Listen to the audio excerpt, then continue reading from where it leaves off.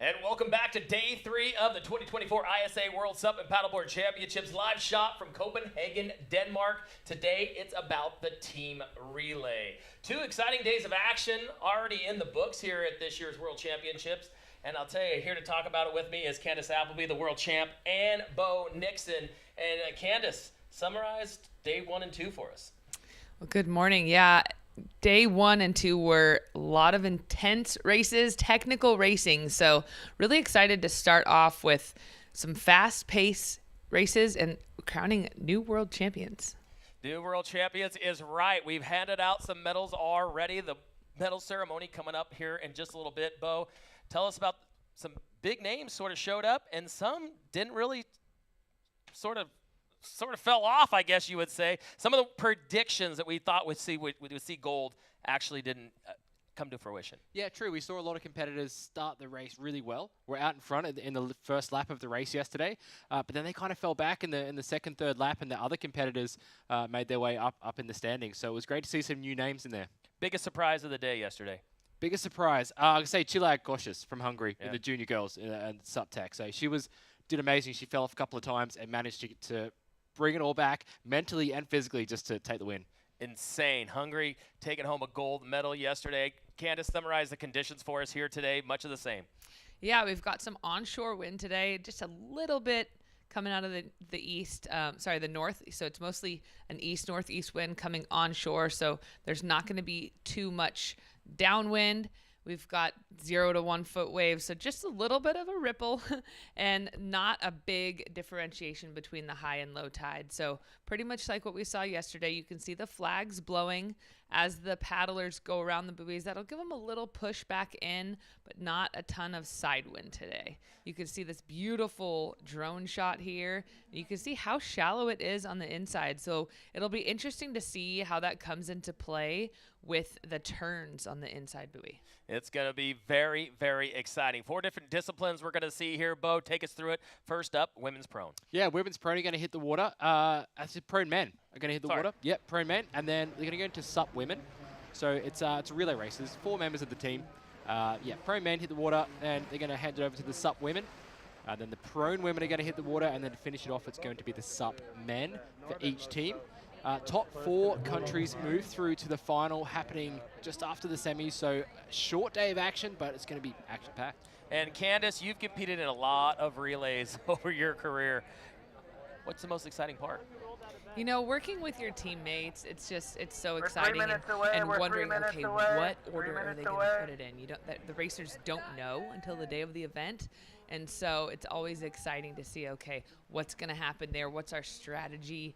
And it's really important that you pay attention to where the flags are on the beach, where you have to tag your partners, and make sure you're following all of the rules and guidelines. There's been years in the past where teams have been disqualified from tagging in the wrong spot or not going around a beach flag, etc. So there's so much energy out there, so many things happening. It's really exciting.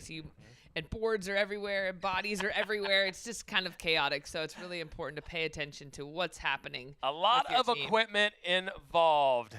Taking a look at our social media, if you're following us jump in the conversation on Instagram, Twitter, and Facebook. Big shout out from the Blackfish team, which you used to ride for, or still do.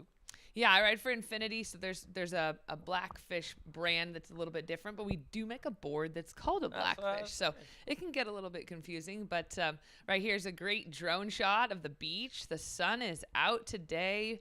It's nice and warm. I think it's about 68, 70 degrees Fahrenheit. What is that in Celsius? I don't even know how to convert that. I want to hang out with those guys. They look like they know how to party. I'm going to guess that they're here to cheer on Casper. I would say so. That was the name I was going to talk about coming up, because Casper Steinfath, multiple-time world champion, competing in his last event of his career. Bo, you had a chance to chat with him earlier in the week. What was the feeling from him? Yeah, I think he's just really honored to be representing his country here for his final race. It's going to be the final time he crosses the finish line for stand-up paddling. So he's really looking forward to it. I think he's just going into it really relaxed, not too much pressure on himself. He's competing in the relay team, so it's going to be a group effort.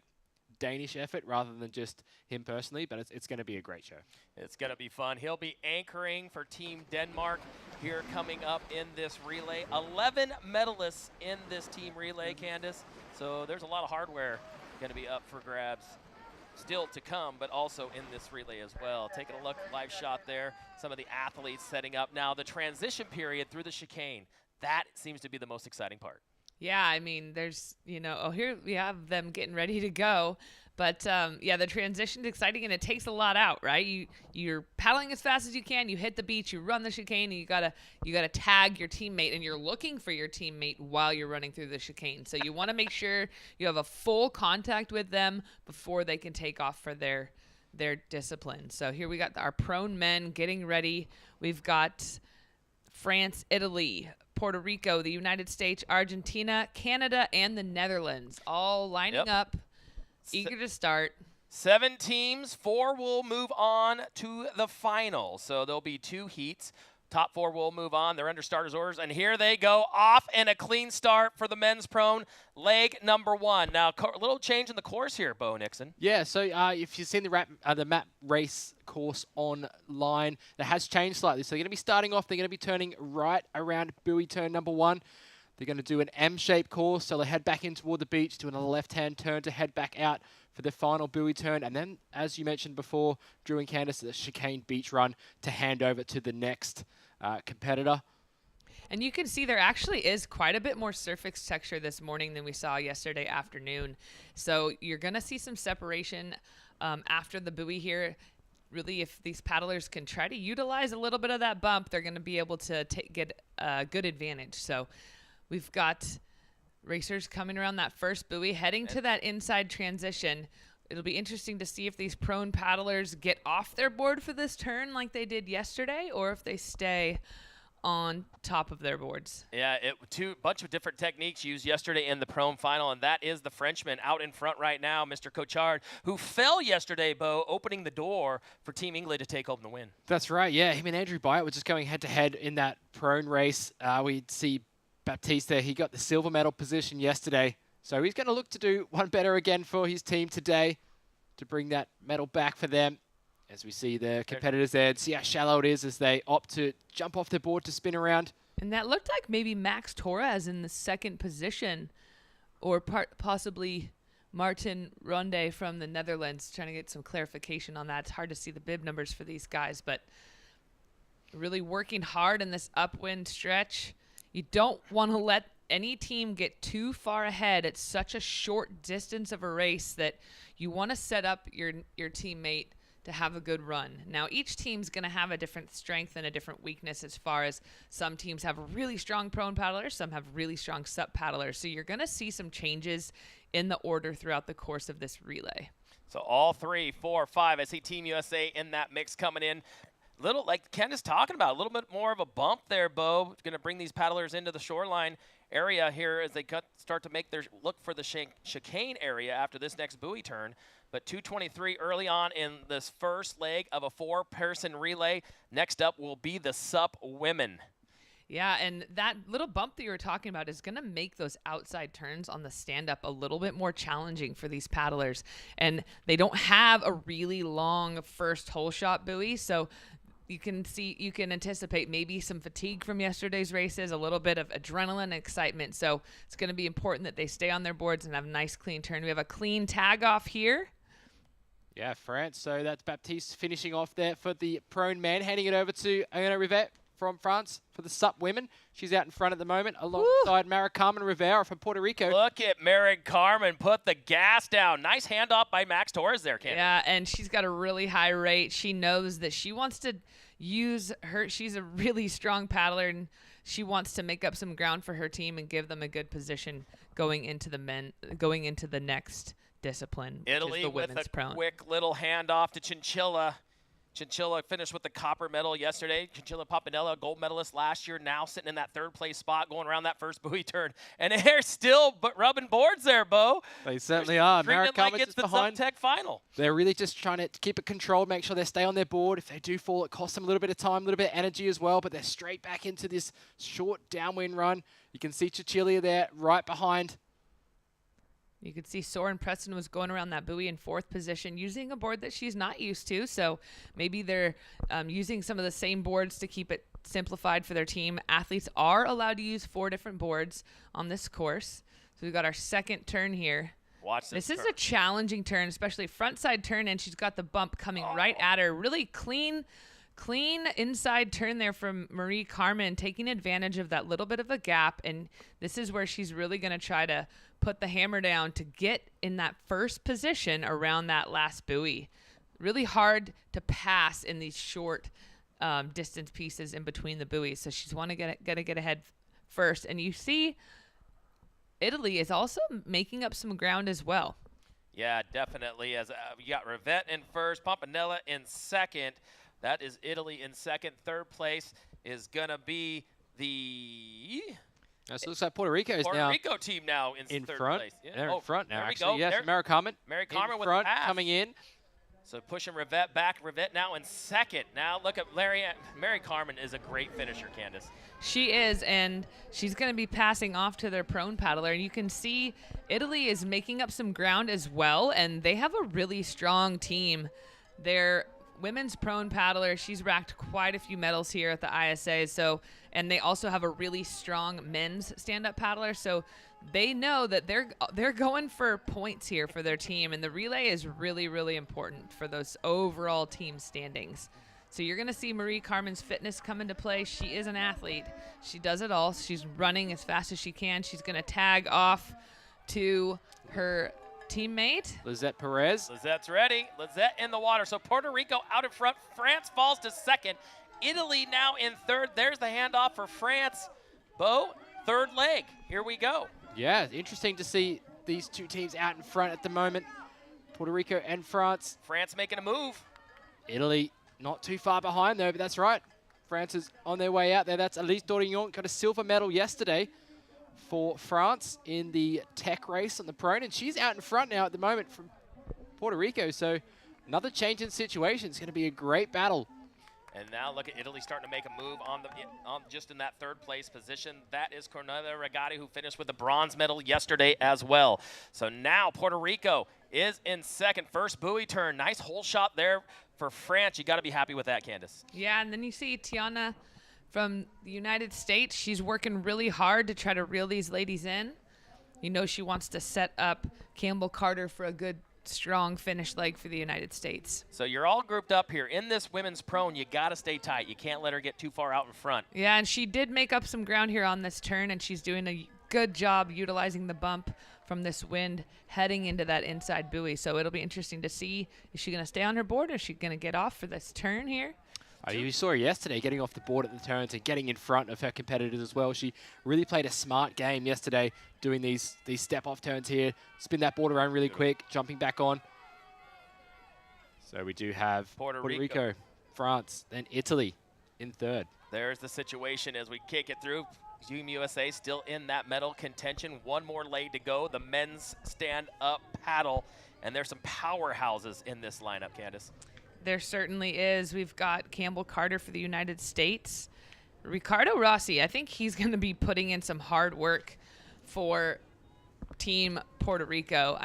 For Team Italy. And you know that they want this one. Mm-hmm. They really do. And he's been setting a blistering pace on all of the tech rounds. He really has been doing a fabulous job. So it's going to be interesting to see. And then for France, we've got Ethan Bry. So Lots can happen in the final leg. And you got to look at the team standing. What you're not seeing on there is Spain. Spain's number 1 in the team standing right now going into the relay, Bo. And it's shocking not to see them here in the top 5. They are coming up in the next semifinal. That is Drew, correct. That's right. I know. That's why we're not seeing them up there. They're a strong team this year, though, Drew. That's one to look out for. That's right. They're the top of the medal tally at the moment for their countries, as we see Elise Dorignon from France currently out in the lead. But it looks like we do have Puerto Rico catching up very quickly. And Cornelia has closed the gap as well. So this is going to be an interesting battle between, you can see Cornelia here. She has really closed the gap on France. So it's going to be a big battle for the finish of this semifinal. Going to be an interesting transition here as both of our athletes take to the sand.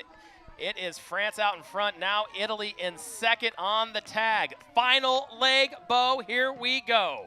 as the SUP man hit the water. So Riccardo Rossi there on the left side of screen. Now, it's important to remember, hopefully these guys do as well, that they're going to have to do this again. Their team is way out in front, so strategically it would maybe be good to conserve a little bit of energy, but when you're doing this in the relay with the team atmosphere, it's hard to take off any of the gas. Now Team USA moves into that qualifying spot. That's what we're looking at. The top 4 will move on to the final, so that's where you got to be. So Team USA in that position right now, 5th place on the bubble, as there's our top 2 coming back out of buoy number 1. Yeah, Ethan Bray out in front from France at the moment. Really strong paddle. We'll see him coming up later on in the week, the sprints. So they've got their sprint competitor in the team relay here. I think it's a smart move, being such a short course. And he'll have a few days to recover as well, so that's you know, really Candace, good call. Is it really, though? I mean, it's such a short course. I mean, it's a sprint. It's an all-out sprint. Are you really looking at conserving energy? Conserving energy? Well, if you're the team that's way out in front and you're going to do it again.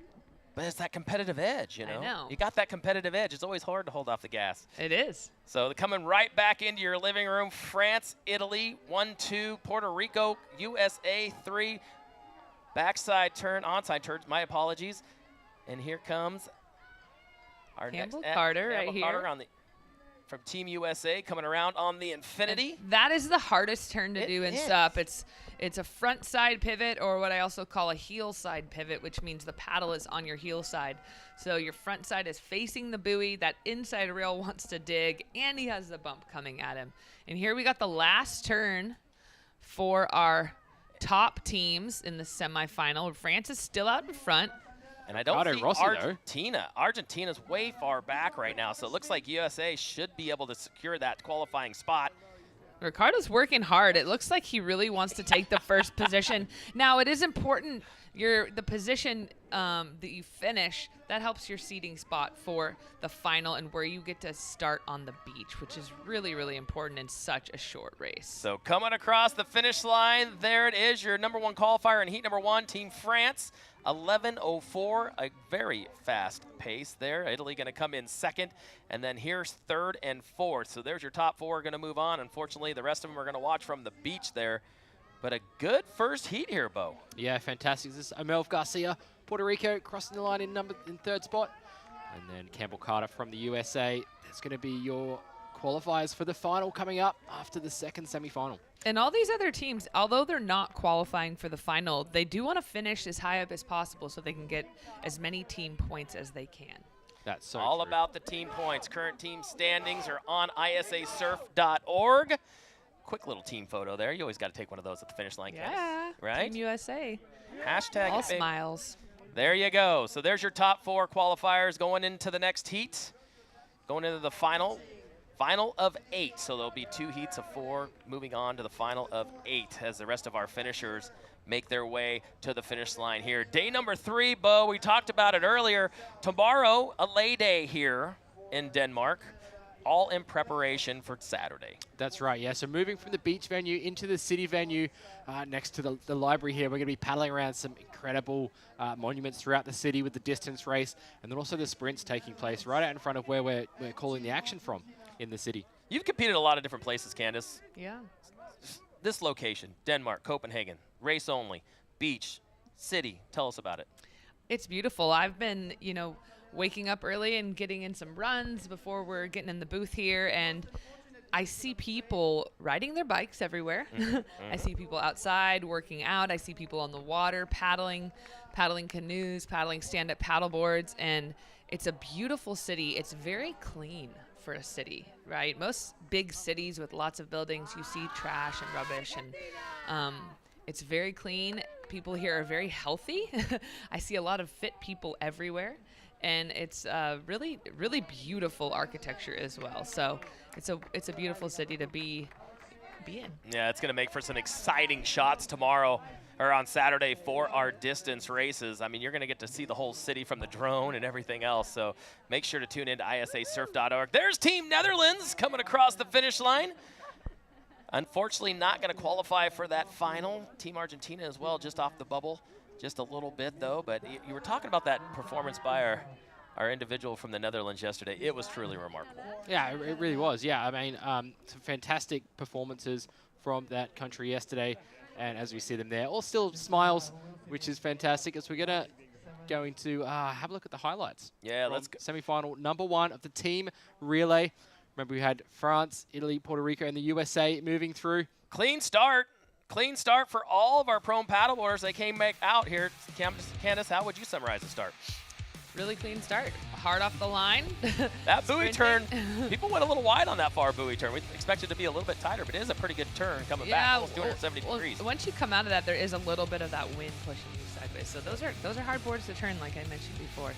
France comes around, makes a tag. Pompanella charges out, but getting a lot of pressure from the Team Puerto Rico. Yeah, Mara Carmen came out super strong here, trying to chase Team France and Iona, but she does manage to catch her. I think on this stretch here, she ends up getting that buoy turn, getting the jump on Team France. But although she did all the hard work there, yeah, she looked like she had a pretty good leg here. About 3 board lengths going into the tag here, Candace.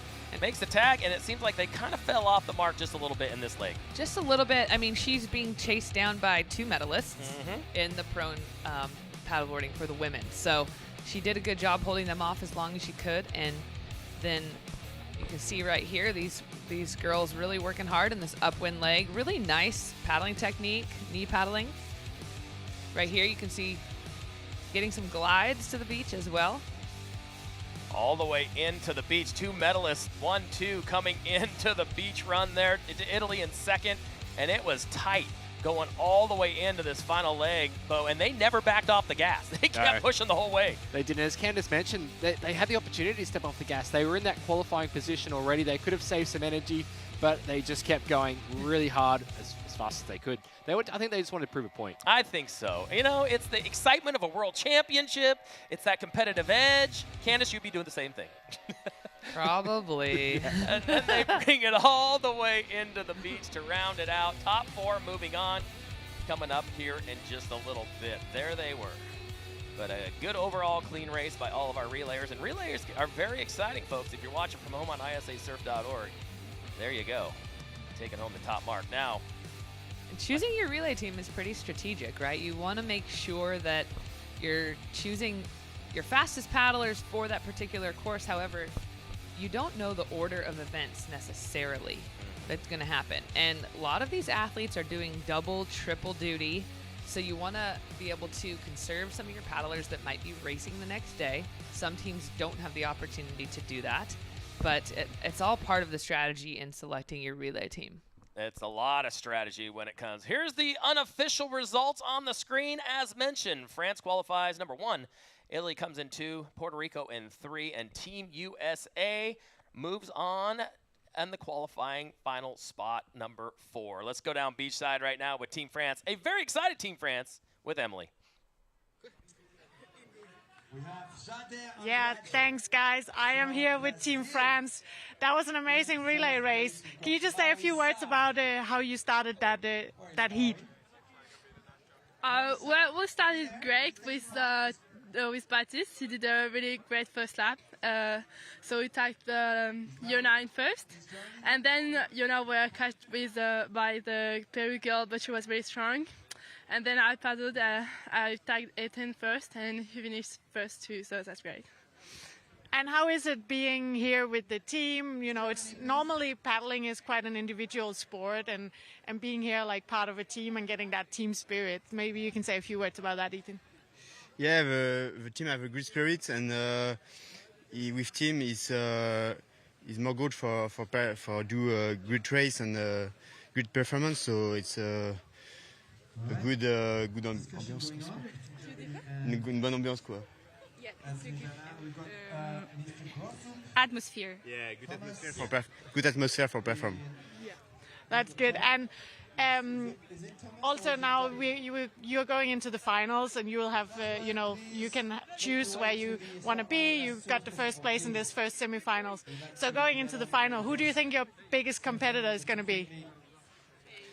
Spain have a really good team, so ça va être dur. It's gonna be really Very strong. Yes. So Team Spain is who you're going to look out for. What about also, I know Team Denmark is coming in also. It's Kasper's last, we are here in Denmark, it's his last race. Do you think you're going to be looking out for them as well? Yeah, Kasper is a good sprinter, so with all the teams, it's going to be hard, but I think we will perform in final 2.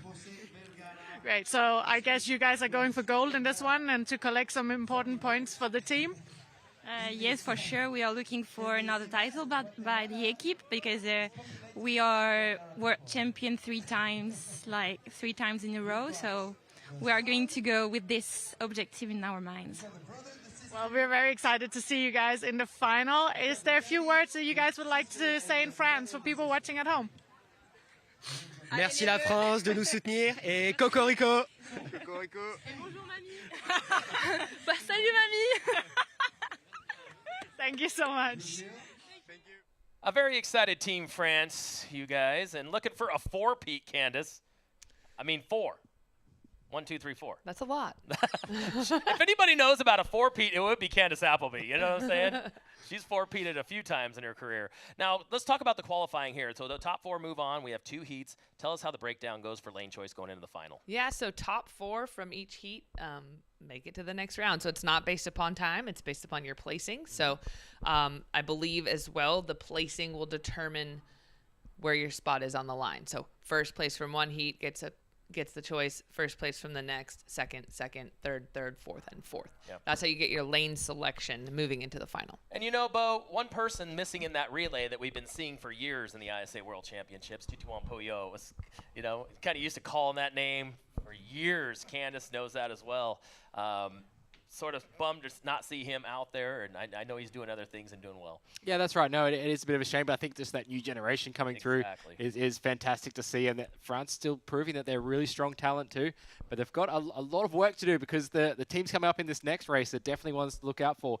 Team Spain, I know Team Japan is going to be really strong in this. Team England too. So there's a lot of competition vying for those team points today.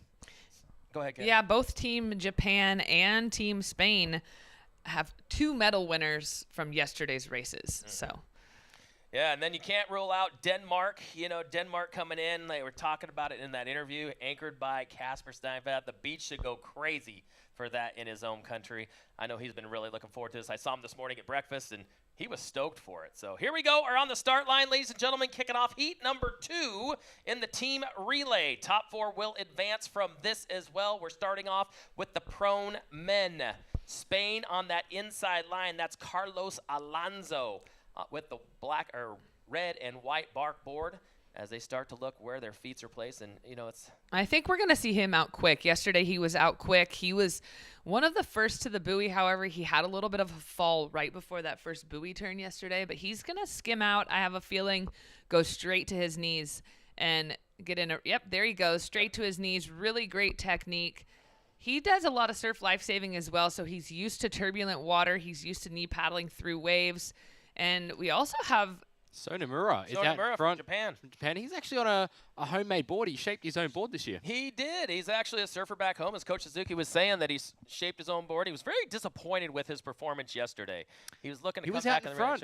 He was. At the start, he was up in the lead pack, but he really dropped off, but he's not backing down today. Yep, so a nice clean start by these individuals. Candace going into cam buoy number 1. And yesterday, it looked like he may have been wearing more. He had a hood on. I don't know if he was also wearing a wetsuit. So that could have played into his performance if he had overheated a little bit. That's very true. It's hot out, but the water's cold. So maybe he was thinking that, you know, being on that prone board, you're a lot lower to the water. You're almost in the water. Yeah, and this is dangerous right here for Team Japan. The fact that he's really just getting out in front. And he's so strong on his belly, which typically you're faster on your knees. But he's a surfer, so he's really used to that strong paddling in that prone position.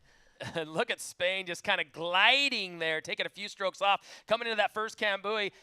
Here comes Nomura bouncing around quickly around cam buoy number 2 and making his way back out. Nice overhead shot, and you can see how tight it is around that inside buoy turn, Bo. Yeah, super tight between a lot of teams there, which is great to see. I believe Brazil is up in the mix as well. Jada, a very strong paddler from Brazil. He's competed last year as well in the ISA prone race with the tech.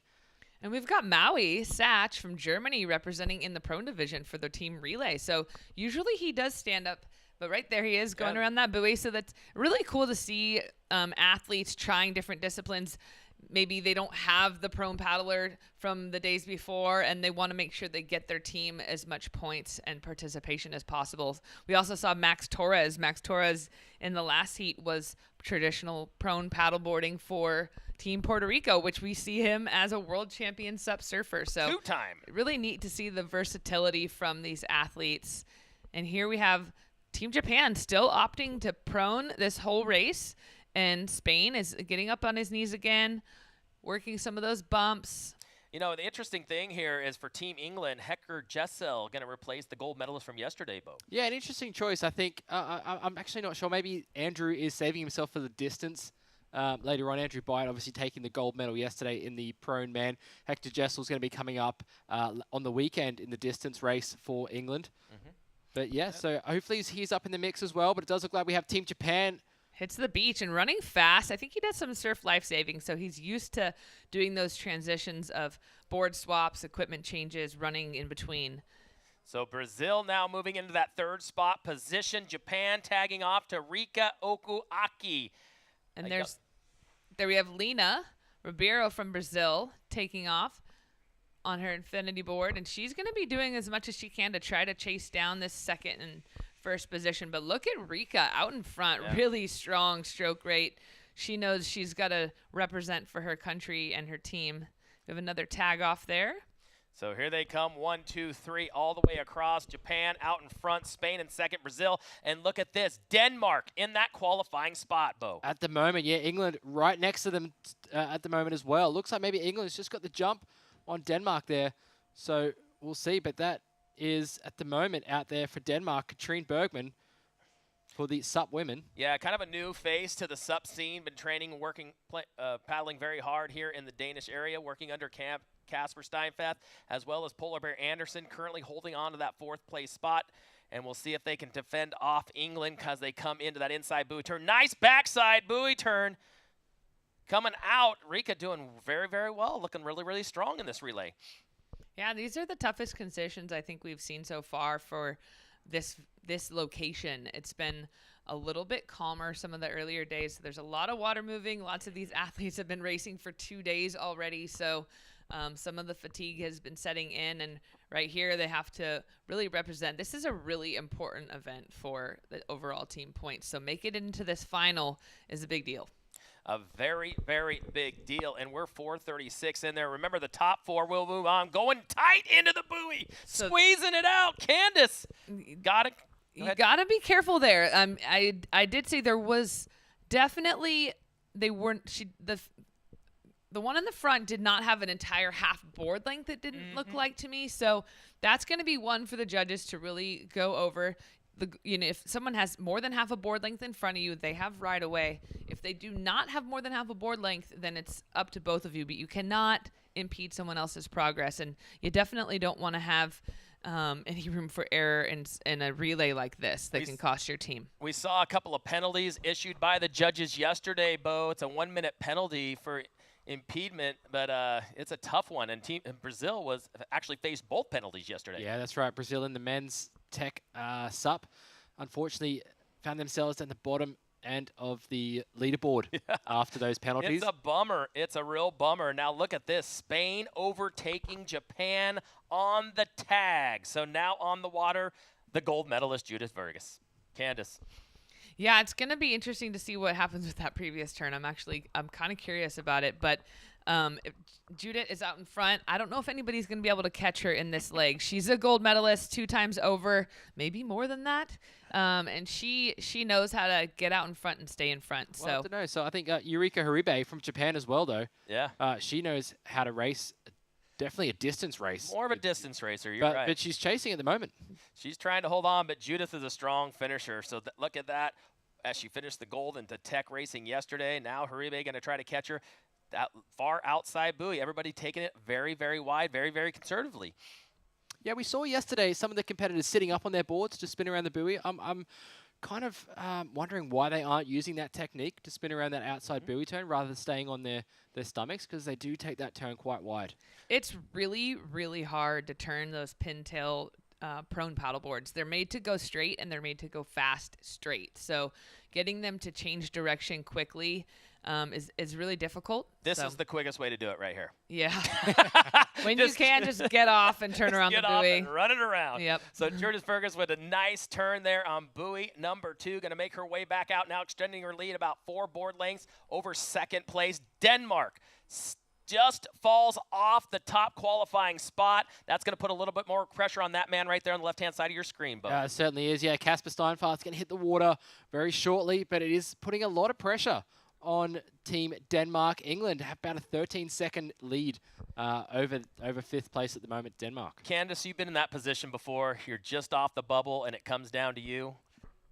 You know? Yeah, maybe. The pressure, the nerves. I mean, you know what's going on in the situation. Yeah, well, you know, so Casper, he has the ability, right? And I think for him, for his swan song, maybe coming from a 5th to qualifying into a 4th, maybe that's the story he wants to write. So you know that he is going to paddle as hard as he can to try and do something courageous for his team. He is a sprinter. That is his strength. Multiple-time gold medals in sprints. Here comes Judith Fergus on that yellow prone board coming into the beach, about 80 meters to go. Haribe just behind her from Team Japan, sitting in that 2nd place position. But look at who's coming up for Team Japan, Bo. Right to Gucci, yeah. Gold medalist yesterday in the SUP men's technical race. He's going to go out really hard. It's going to be hard, though, because he's going to be up against Manuel Hoyuela from Spain. And he has been putting on some great performances this year, as we see. Verdes going to come around and make the tag for Team Spain. Now Spain on the water. Counting it right now, 5, 6, 7, 8, 9 second lead. Now here comes Rai Taguchi. He's going to try to reel Huela in for Team Japan. And look at that stroke cadence, Candace. Yeah, that's Rai Taguchi cadence right there. I mean, there's that. As soon as that paddle comes out of the water, it's back in. But you know what's really great about his stroke is he's actually really long through the water, which means he goes far for each stroke. He has a nice little stagger there, but what makes his stroke rate so high is he has an extremely fast exit and recovery. He's fast out of the water, and he's fast to the front of his stroke. And I'll tell you what, this is where he's going to catch Team Spain. Taguchi on this buoy turn, this is where he's going to make up some time, as we saw in the previous heats, Bo. Yeah, definitely. His buoy turns are amazing. It's just one paddle stroke, really, to get that board around. As you see Manuel there, although he's on the kind of that backside there, paddle, he has to do a few paddle strokes. You'll see Ryan just step back, one big long paddle turn. There it is. Second one there as well, but he's done very well, very quick.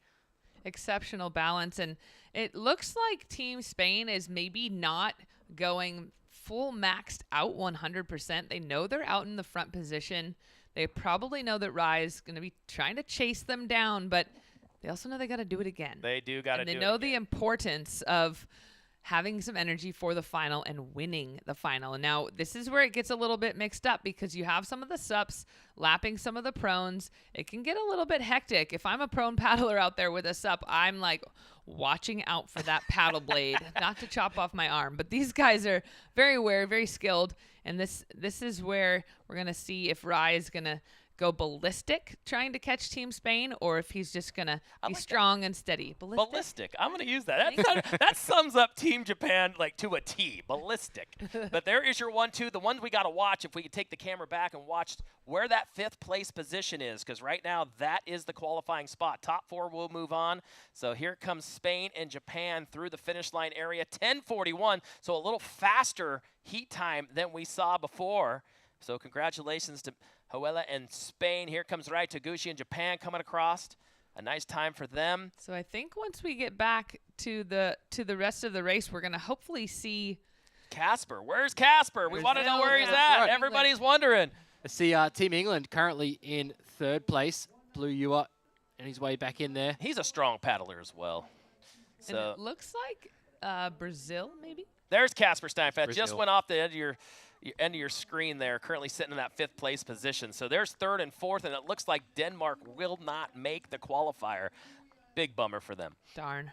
Darn. You know Casper is going to be still done pushing well. it as far as he can, as fast as he can. But I think at this point he knows.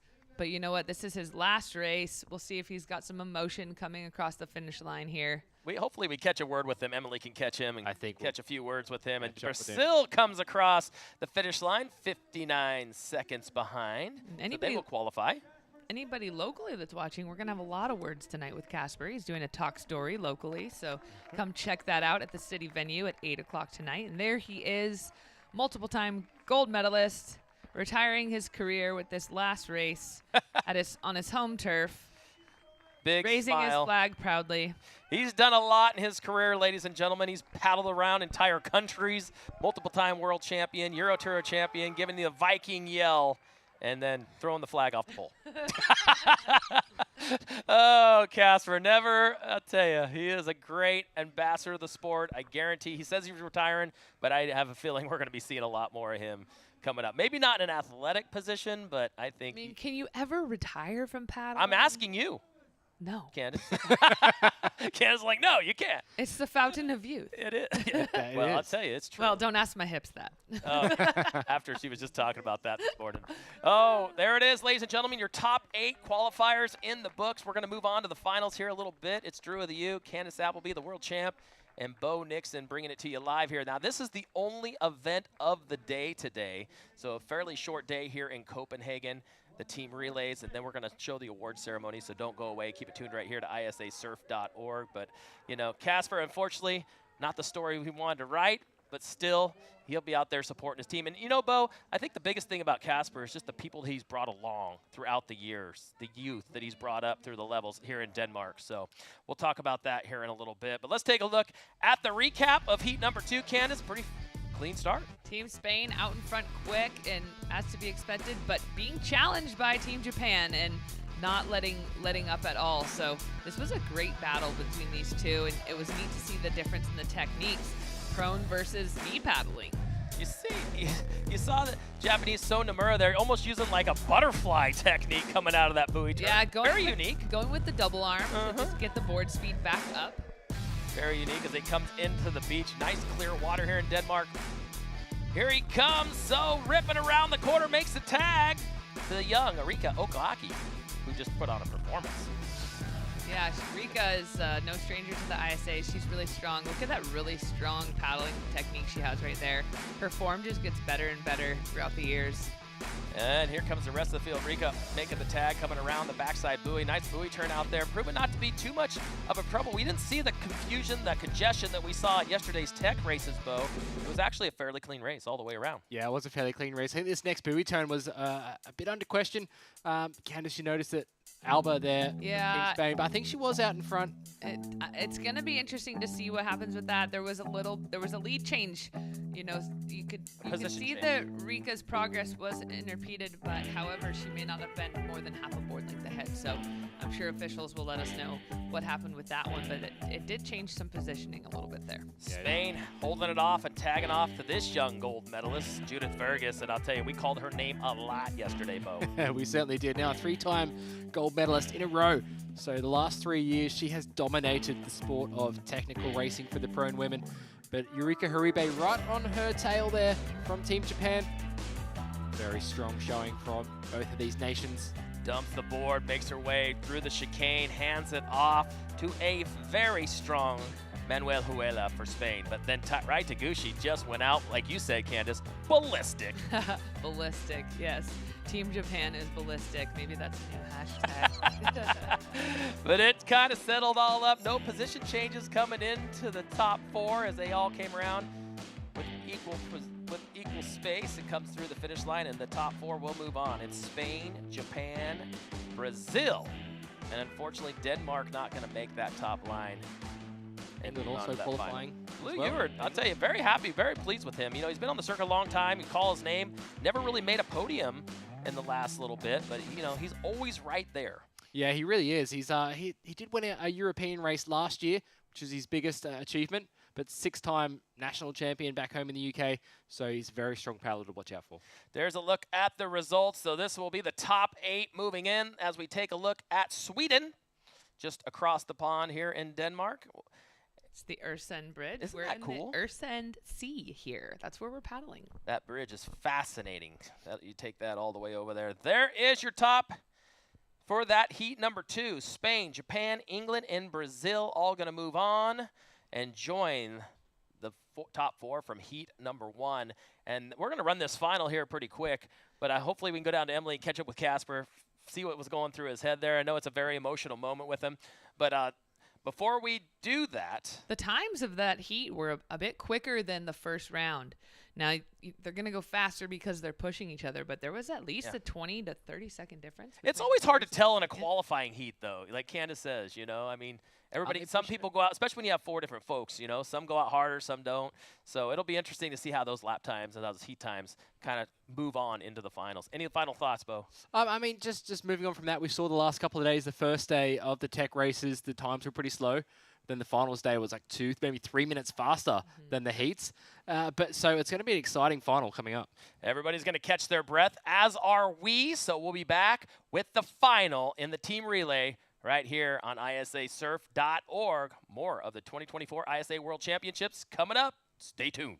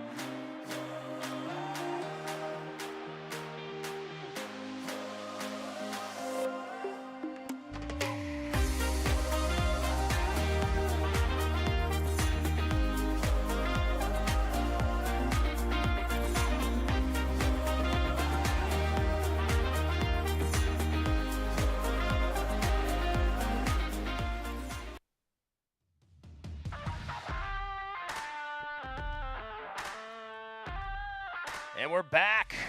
Oh, yes, we are. We're back. More action here in Copenhagen, Denmark is where we're at. Day 2 of competition here, ladies and gentlemen. There's a live look at our beach venue where we're coming to you live today. Tomorrow, we're going to mix it up. We're coming more urban to the city center, Candace, the iconic center of Copenhagen. Yeah, I'm excited. We have a lay day tomorrow. We're going to set up for the distance races. I'm going to check out the town. What are you going to do? There's a lot to see around here. You said something about the Little Mermaid. Yeah. You got to go take a picture of that and bring it home to your nieces and such. No, it's for me. Oh, it's for you. Okay. Clearly. We're going to go see it for Candace.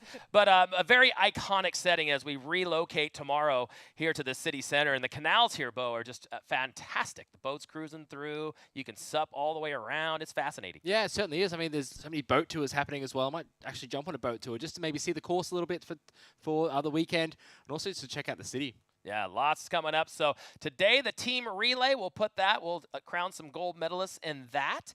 And then we move on to the distance races and the sprints here in City Center, Candace.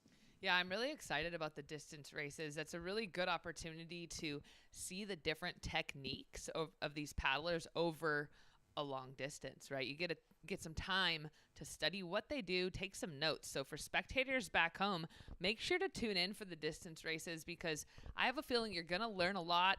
Bring a paper and a pen and take some notes to see what the top paddlers in the world are doing, how they are paddling.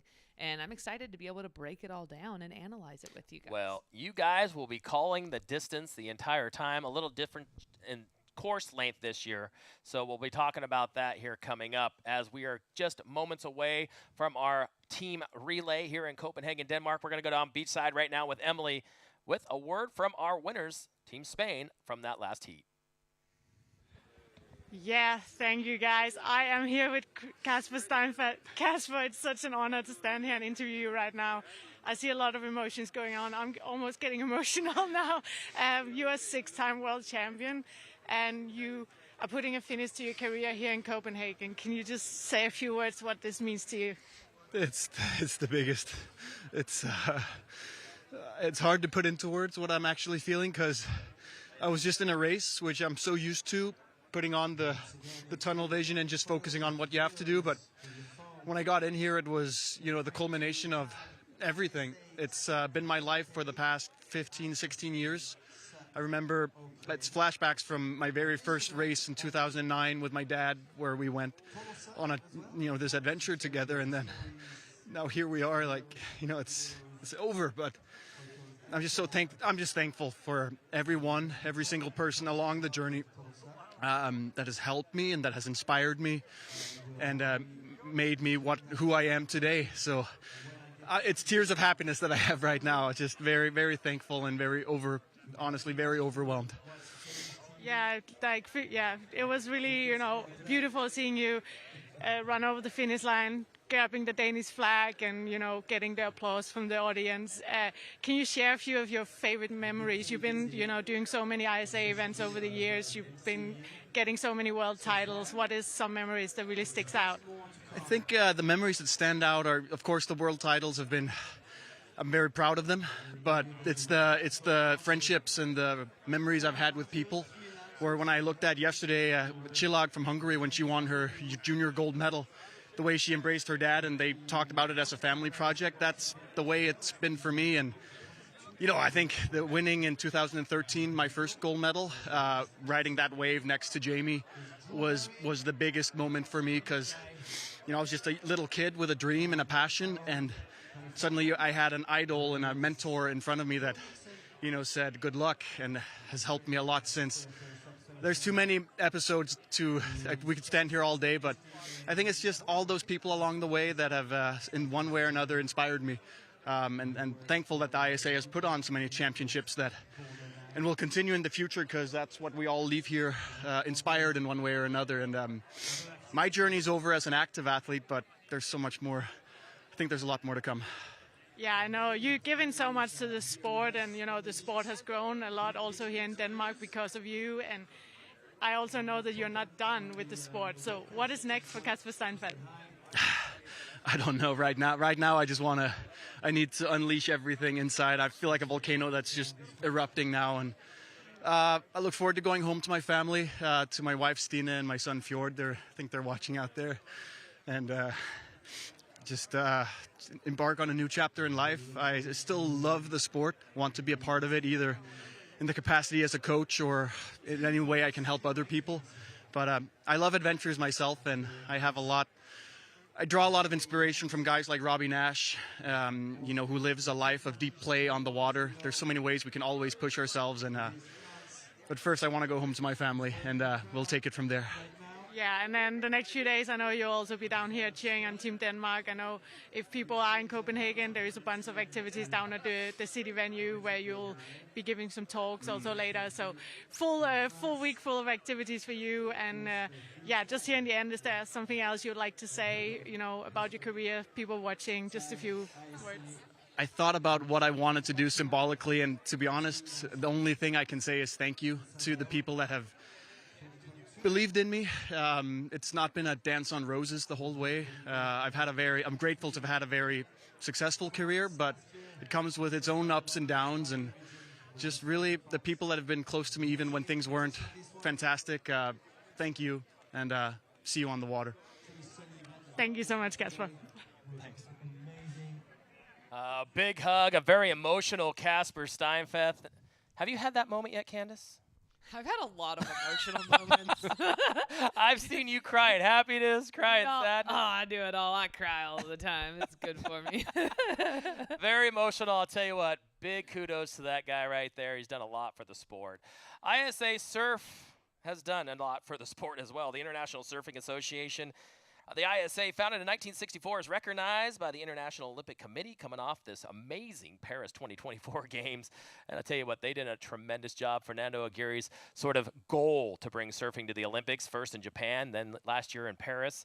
And now look at the list of events coming up. Yeah, and that's just this year. So we're on the 5th of 7 ISA events that they're producing this year, which is a tremendous accomplishment.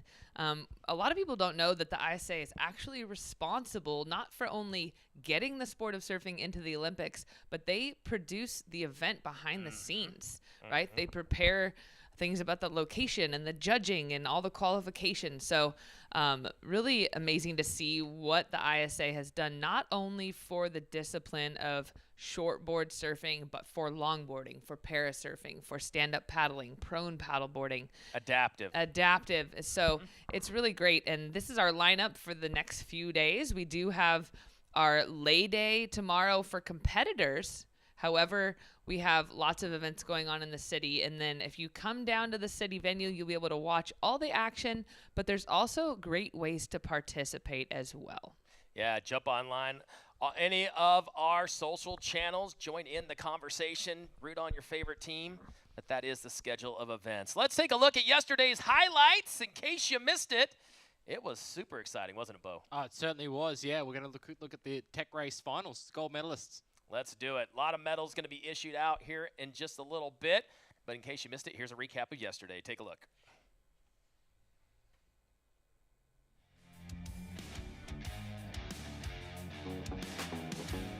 Hello everyone and welcome to the second day of competition of the 2024 ISA World SUP and Paddleboard Championship. Today we will crown 6 new technical race world champions in the junior, the open and the paddleboard divisions. All converge together on this buoy turn. It's Kentaro Miyahira from Japan, grabs the flag and goes across the finish line. There is your new world champion. There they are with a nice clean start to skim, and you can see Cecilia is...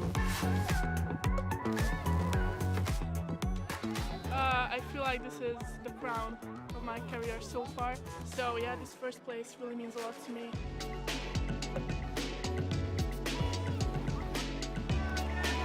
Jumps off and prefers to run around. A very interesting technique.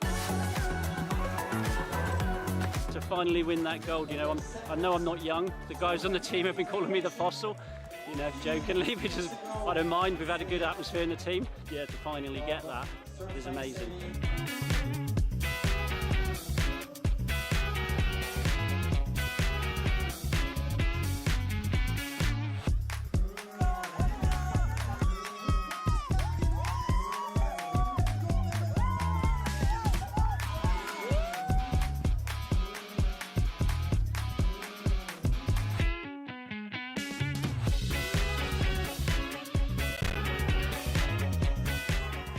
Here he goes, the world champion gold medalist, Rai Taguchi.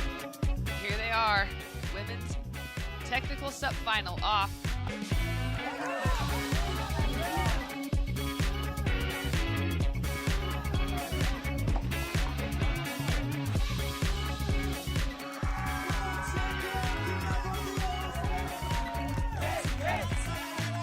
Stay tuned for more action on day 3 with a team relay race.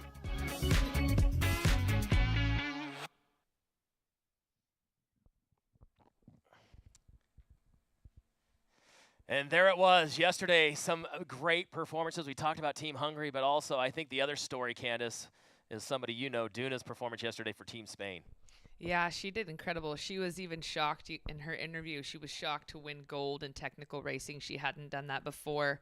I remember watching her win gold in Puerto Rico, and I was floored. I think she was maybe 16 at the time, and that was just pretty incredible to see her besting her competitor and teammate Espe in that 10-mile distance race at the time. And Espe was her #1 fan yesterday. That was the coolest part about it. The competitors in this year's ISA Surf event, it is just racing this year, a little different than we've done in the past.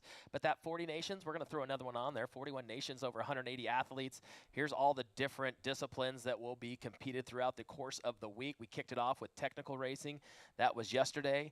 And we're going to issue some medals on later on this afternoon. Then we follow the sprints and the canals here, as well as the distance. And I'll tell you, in the team relay is what we're in the middle of right now. And we got a final coming up in that, Candace. So it's going to be a very, very exciting day here. Former gold medalists, talk about that guy at the top. Christian Andersen. Yeah. Denmark. That's right. Yeah.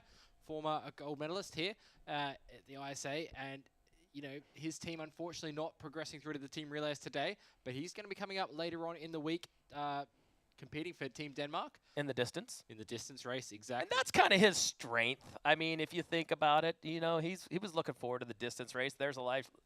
Look. Campbell Carter from the United States. Looks like he's just going to go test the water out.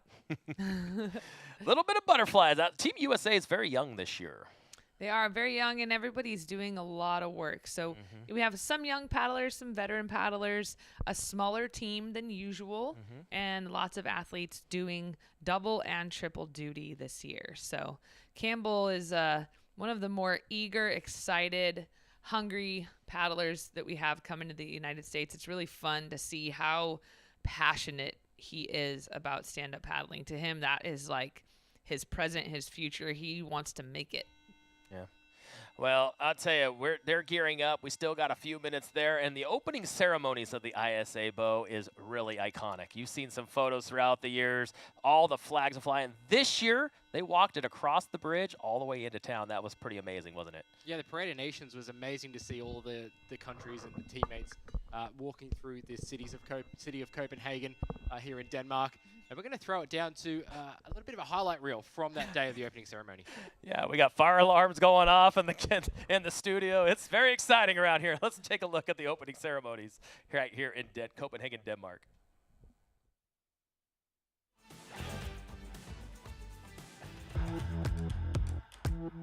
Hey, what's up everyone? We're here at the 2024 ISA World SUP and Paddleboard Championship in Copenhagen. This is the opening ceremony. This is Team Denmark.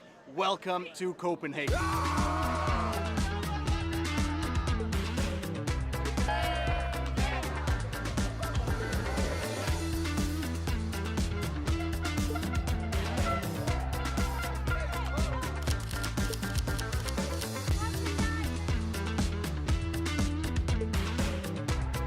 I'd like to thank you everybody for coming to beautiful Denmark and going to spend these amazing days. The ISA SUP and Paddleboard World Surfing Championships. SUP racing and SUP in general is part of the Olympic Games as it deserves to be. Thank you everybody, enjoy the competition, have a good time.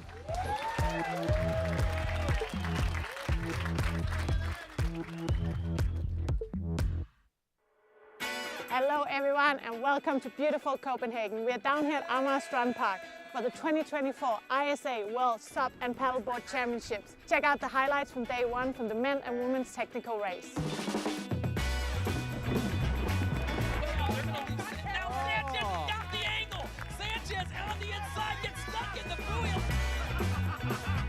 You're always aiming for the gold, but you never know what can happen. Even tomorrow, a lot of good and strong guys. So we're always aiming for gold, but we'll see what happens. We'll just push 100% and see where it goes. Fine, there we go. A clean start.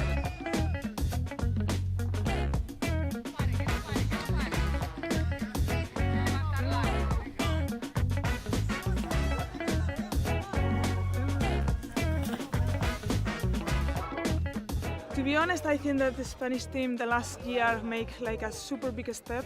So I don't want to say nothing, but I think that this can be our year. Yeah. Tune back in tomorrow where we are having the technical race finals and the juniors and prone divisions.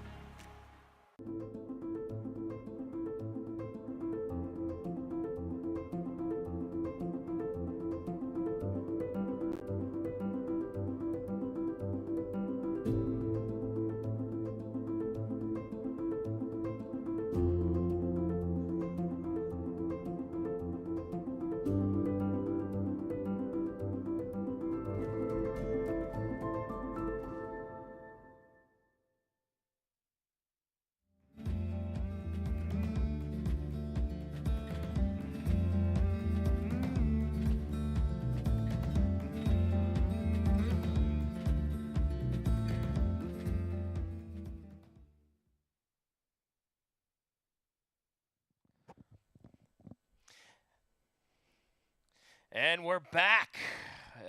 Action still continues here in day 2 in Copenhagen, Denmark. We have coming up the finals in the team relay.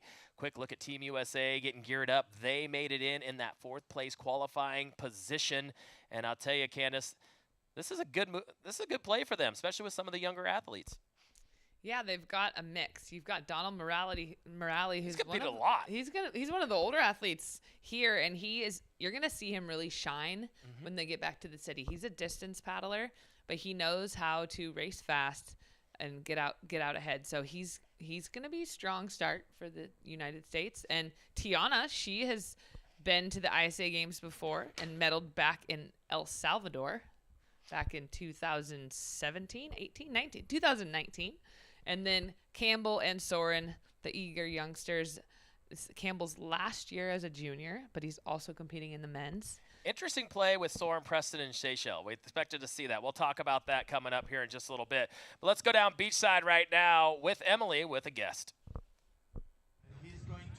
Yes, guys, thank you. I'm here with Jakob Ferg, President of the Danish Surf Federation and executive member of ISA. Jakob, we just saw Kasper finishing his career here in Copenhagen. There were some beautiful pictures, in front of his home crowd. Being the president of the Danish Surf and SUP Federation, can you just say a few words of what Kasper have meant to the sport here in Denmark?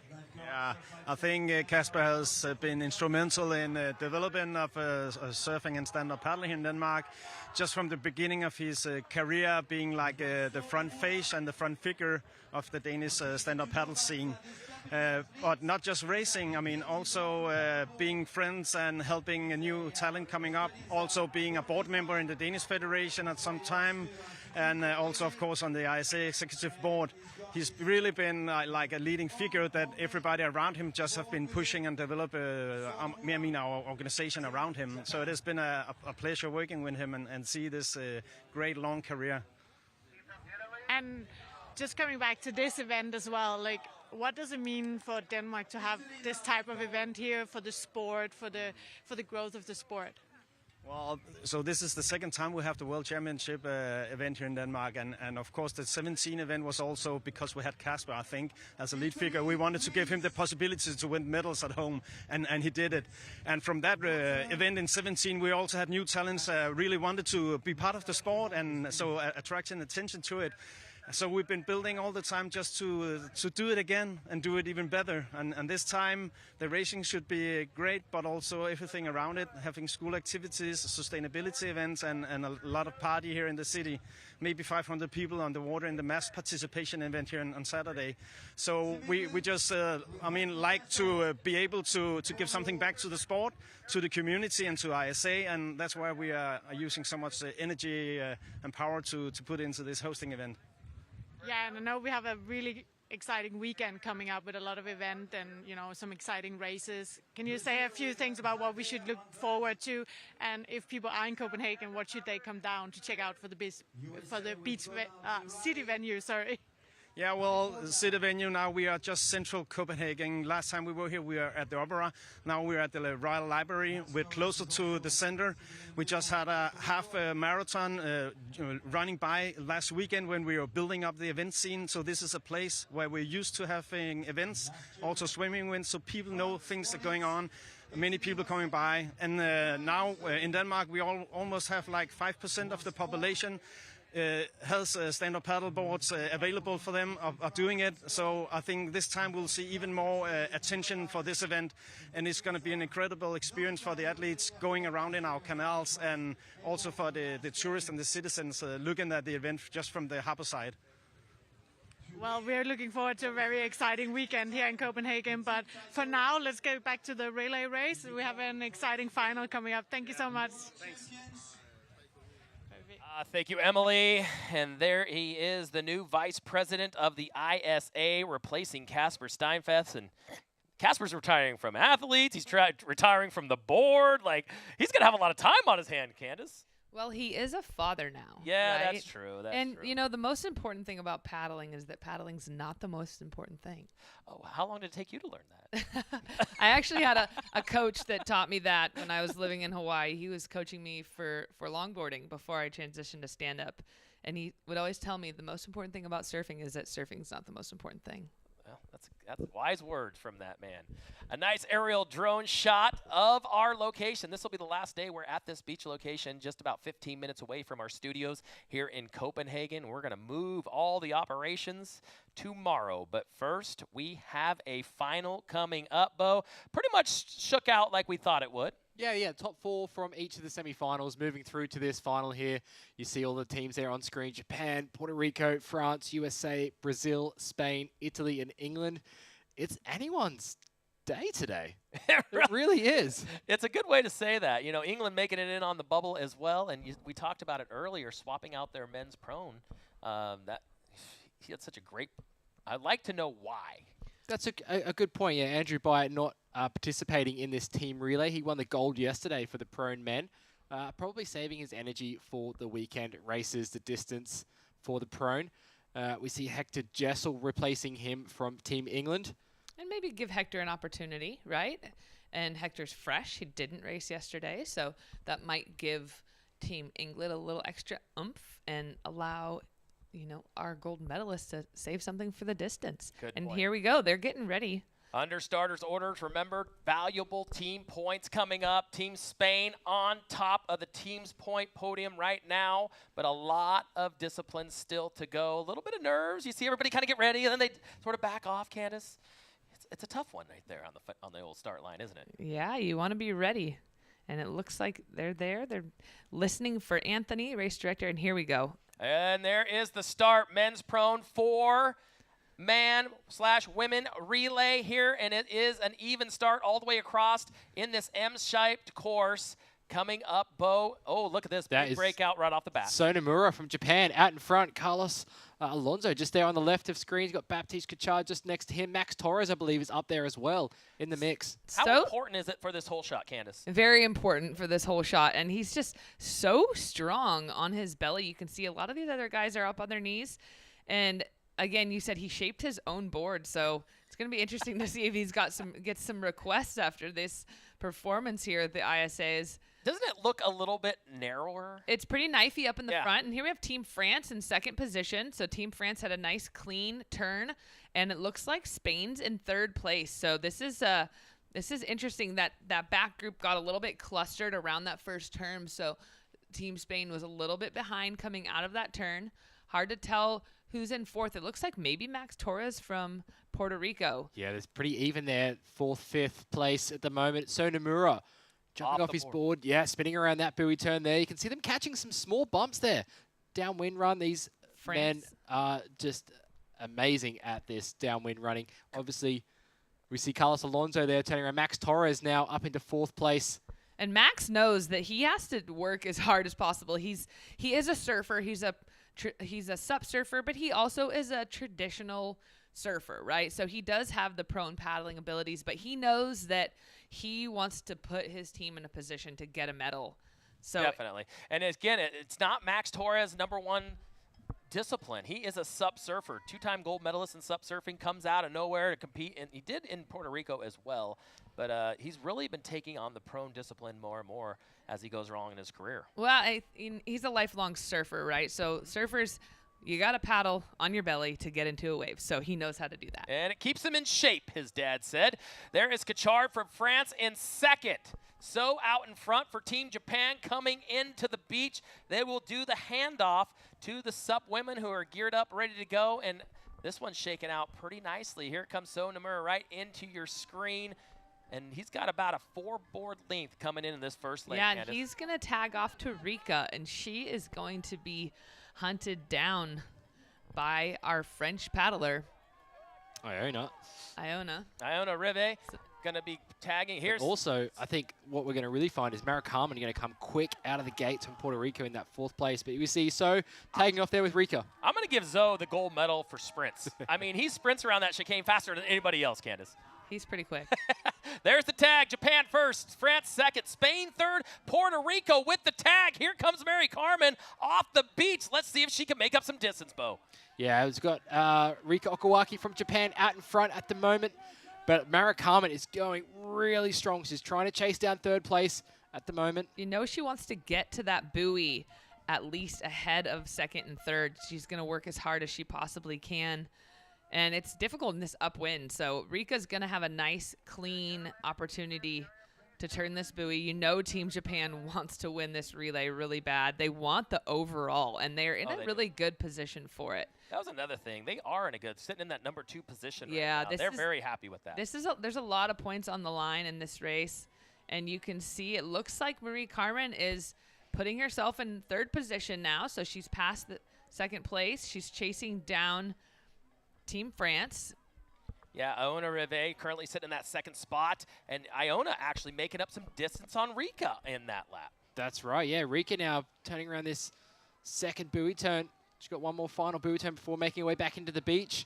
Oh, Rive almost going over. You saw her lose her balance there. That opens the door for second and third. That's third and Alba. Alba in Spain now taking over Mara Carmen from Puerto Rico. So Alba's moved back up into third place.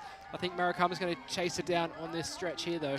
It's a tight one. Yeah, that must have happened on that downwind leg. She must have just got a few strokes ahead to get the inside shot for that buoy turn. Give it to Rika Horikoshi, though, holding it off the field. It's always hard being in front, Candace. Tell us about that. You've been in front a lot.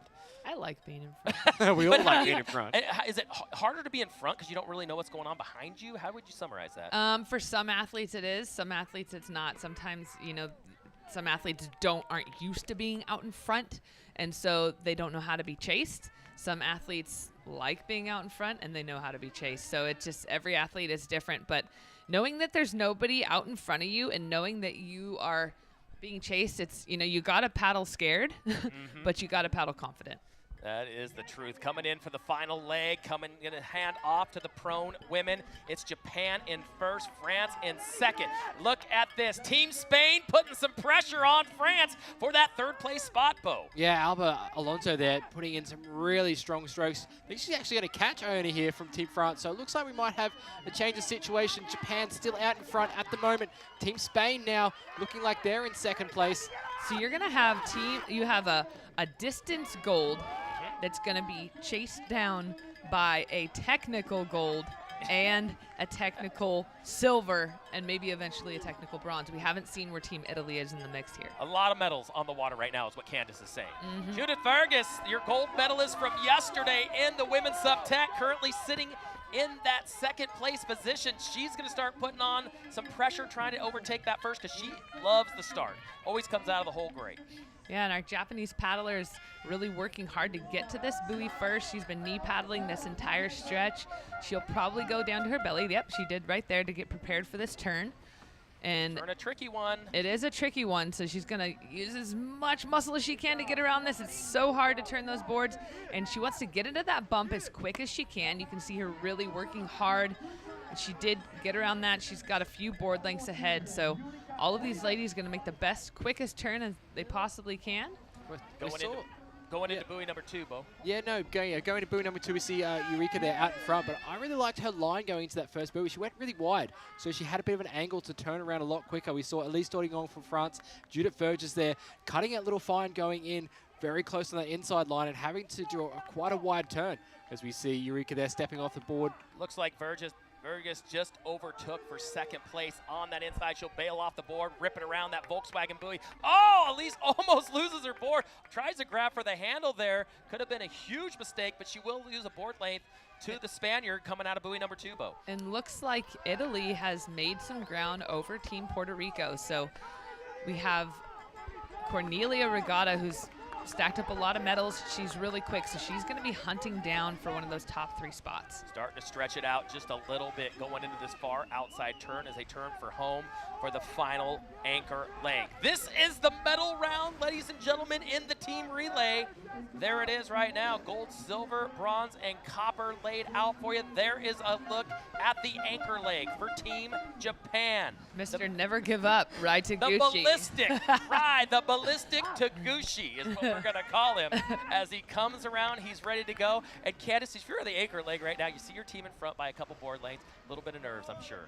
Yeah, I mean, but if you're Rai Taguchi, like I said, Mr. Never Give Up, like you said yesterday, giving him the front position is pretty dangerous, and she's done her work for her team there. She is really working hard to get a nice little bump there, utilizing all of the water to her ability. She knows that whoever's behind her is probably doing the same thing, so you want to take advantage of everything that the sea gives you. And you got to give her credit, Bo. I mean, she's got about a 4 board length lead over the gold medalist from yesterday. That's right, but also I think you got to give credit to Judith Verges from Spain as well. She's overtaken Elise Torillon from France to catch up. It's going to be a real tough battle, I think, going into this, because we saw it happen opposite in the semifinals. We saw Spain in front of Japan, but now Japan, Rai Taguchi hitting the water. In a surf stance. In a surf stance, just digging like he's paddling a canoe, Candace. Yeah, so that's a really powerful sprint stance. You get a lot of leverage. Whoever's chasing him down, Team Spain being chased down, he is also in a bit of a staggered stance, but I think we're going to see Rai doing sprints and distance, right? He's doing everything at these games, so that was a nice little preview of what we're going to see from him in the sprints, but he knows that he's being hunted down, and he does not want to give up anything for his team. His cadence has not dropped off one bit, Bo, as I don't even know what his stroke rate is right now, but that starboard is just powering through the choppy waves here in Copenhagen, Denmark, looking for that gold medal.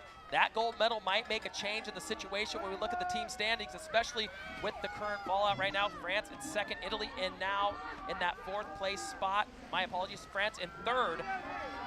And then you have Italy on that copper medal position coming into the last buoy turn. Rai Taguchi looking strong. Yeah, he's looking very strong today. It's going to be very hard for the other competitors to catch him. I think Manuel's doing a very good job, though, to getting up there. I think we've got Riccardo Rossi as well from Italy, really trying to push hard to catch up. Yeah, that 3rd and 4th spot is where we're going to pay attention right now. That is Riccardo Rossi from Italy, battling it out right now with the Spaniard Manuel Huela. So they're fighting out for that bronze and copper medal. Taguchi around that outside buoy, on his way for home, Candace, and this is where he's going to just hit it. He's going to hit it. Yeah, he's been hitting it hard this whole time. But you know who's going ballistic on the beach? Suzuki-san. Suzuki's going crazy. I'm sure he's so excited. I'm really excited for the Japanese team to take this gold medal. And he's extending his lead even further. So Taguchi with about a 9 board length lead coming into the beach in the medal round for the team relay. Just 10 meters.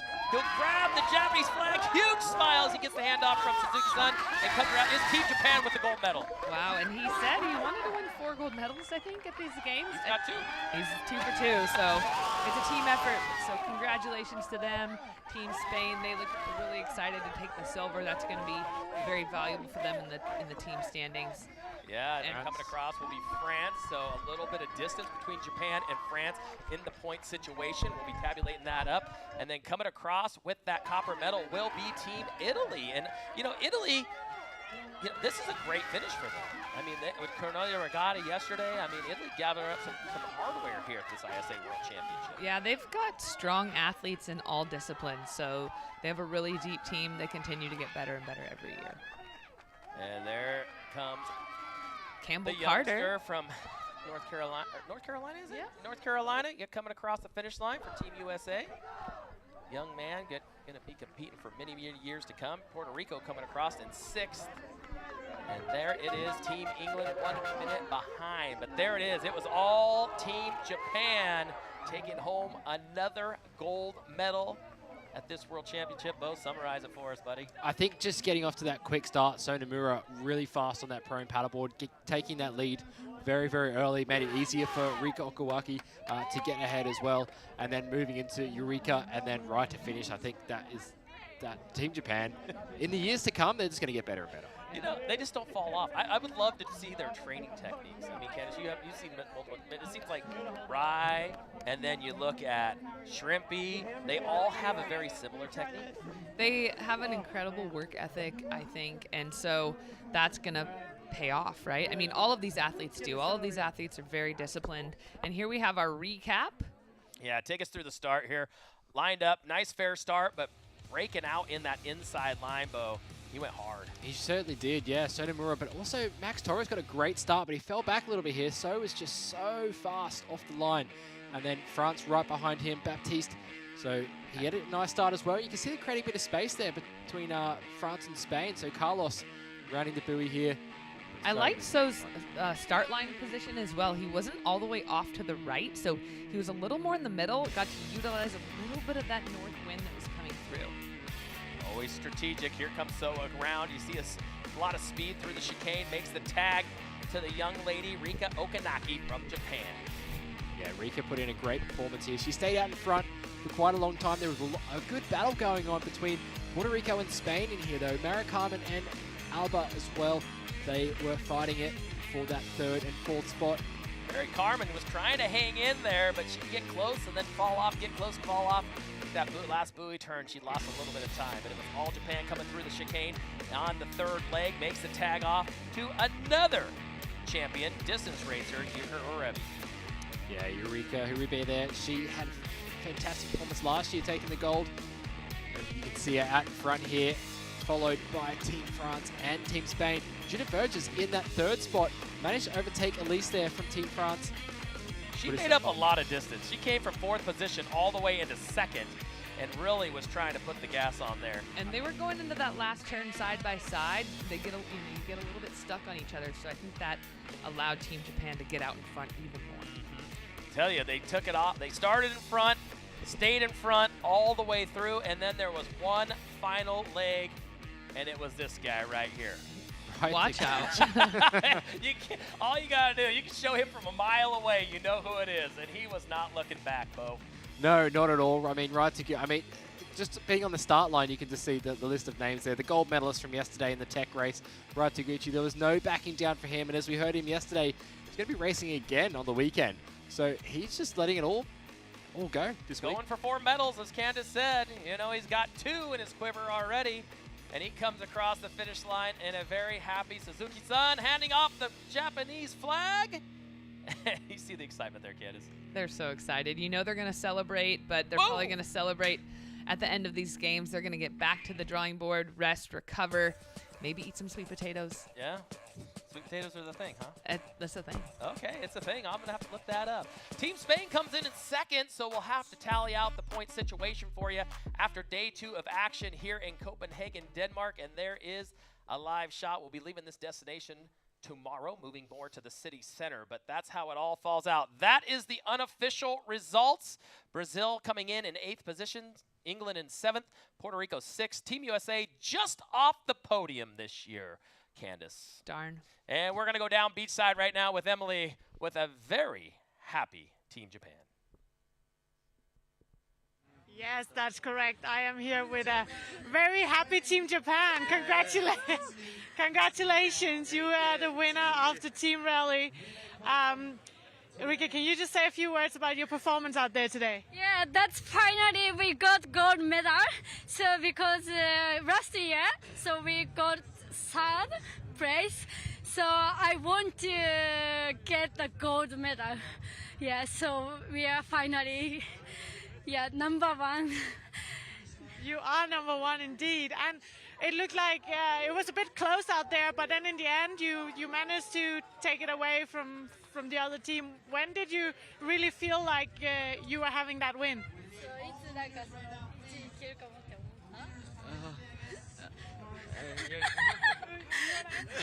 So, 日本語で喋ってよ。なんて答えればいいかわかんない。So he was he coming back, so he got 1st place. So very nervous, yeah. But 日本語でいい。but very happy, yeah. Very happy team. And Rai Taguchi, we talked about yesterday that you said you wanted 4 gold medals on this one. Now you got 2. So how are you feeling right now? Yeah, I'm so happy because I get 2 gold medal, and team relay Japan #1 get the gold medal.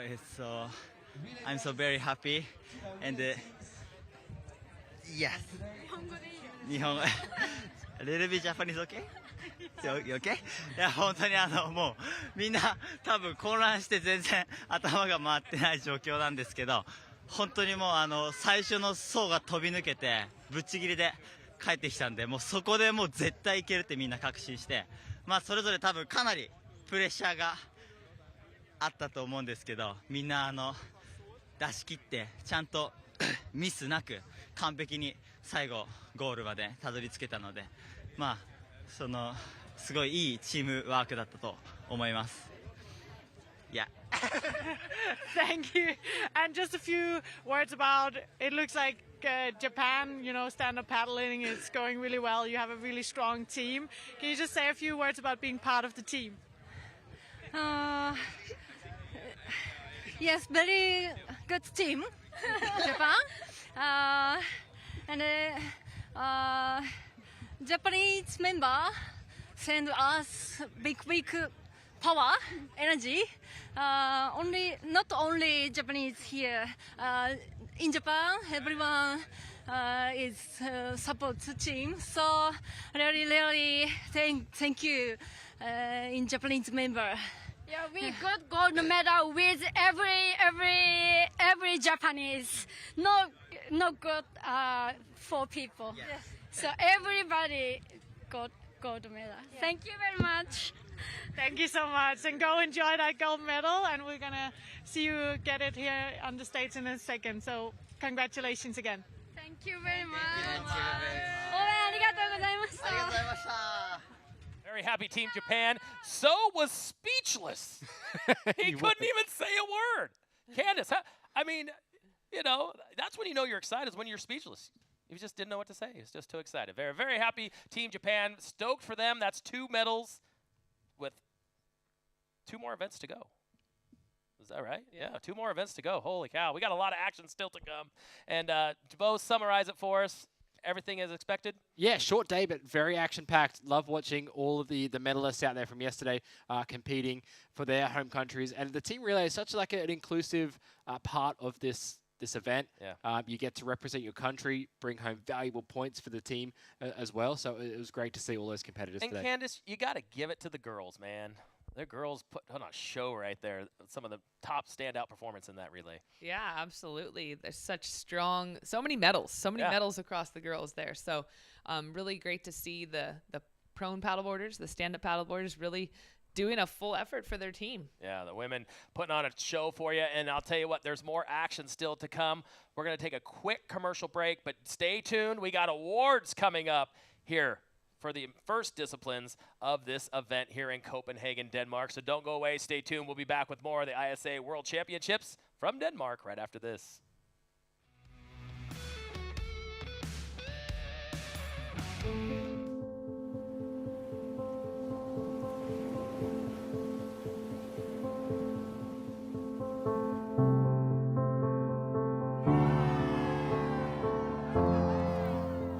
There's something profoundly spiritual about riding waves. Water is transformative, healing. You're at the mercy of Mother Nature, the ever-changing movement of water. The ocean is the great equalizer. You don't need to belong to a certain race, religion, or gender to surf. The pursuit of these fleeting walls transcends sport. It's a way of life. And surfing has the power to change the world and has now taken its place on the world's greatest sporting stage, the Olympic Games. The International Surfing Association is the world's governing body of surfing, recognised by the International Olympic Committee with member nations around the globe. This is the International Surfing Association. This is a better world through surfing. The ISA strives to advance the sport of surfing by crowning world champions in multiple event disciplines each year. The World Surfing Games gathers the best national surfing teams to compete for gold. Since Olympic inclusion, the event has become a key part of the qualification pipeline for surfing in the Olympic Games. The World Junior Surfing Championship, which has celebrated surfing's youth since 1980, is a breeding ground for future generations of surfers, spawning the world champions of tomorrow. The World SUP and Paddleboard Championship combines the disciplines of SUP surfing, SUP racing and paddleboard racing into the world's most recognised event in stand-up paddle sports. The World Para-Surfing Championships gives universal access and opportunity to para-athletes to achieve sporting excellence. The World Longboard Championship showcases traditional longboard surfing, highlighting the style, flow and grace of this classic discipline. The quality and credibility of every competition hinges on the education of our officials. The ISA offers globally standardised certification courses for surf coaches and judges.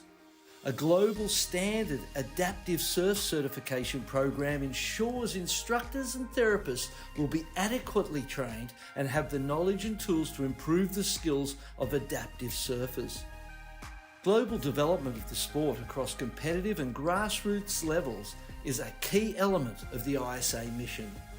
The ISA offers a scholarship program to young surfers who are outstanding role models in their communities and aids them in their education and surfing ambitions. Water connects the world, uniting us all, and together we can all create a better world through surfing.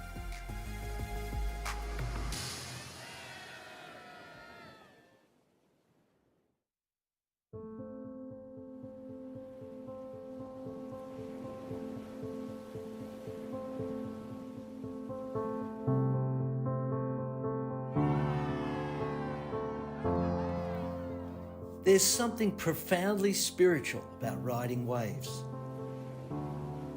Water is transformative, healing. You're at the mercy of Mother Nature, the ever-changing movement of water. The ocean is the great equalizer. You don't need to belong to a certain race, religion, or gender to surf. The pursuit of these fleeting walls transcends sport. It's a way of life. And surfing has the power to change the world and has now taken its place on the world's greatest sporting stage, the Olympic Games. The International Surfing Association is the world's governing body of surfing, recognised by the International Olympic Committee with member nations around the globe. This is the International Surfing Association. This is a better world through surfing.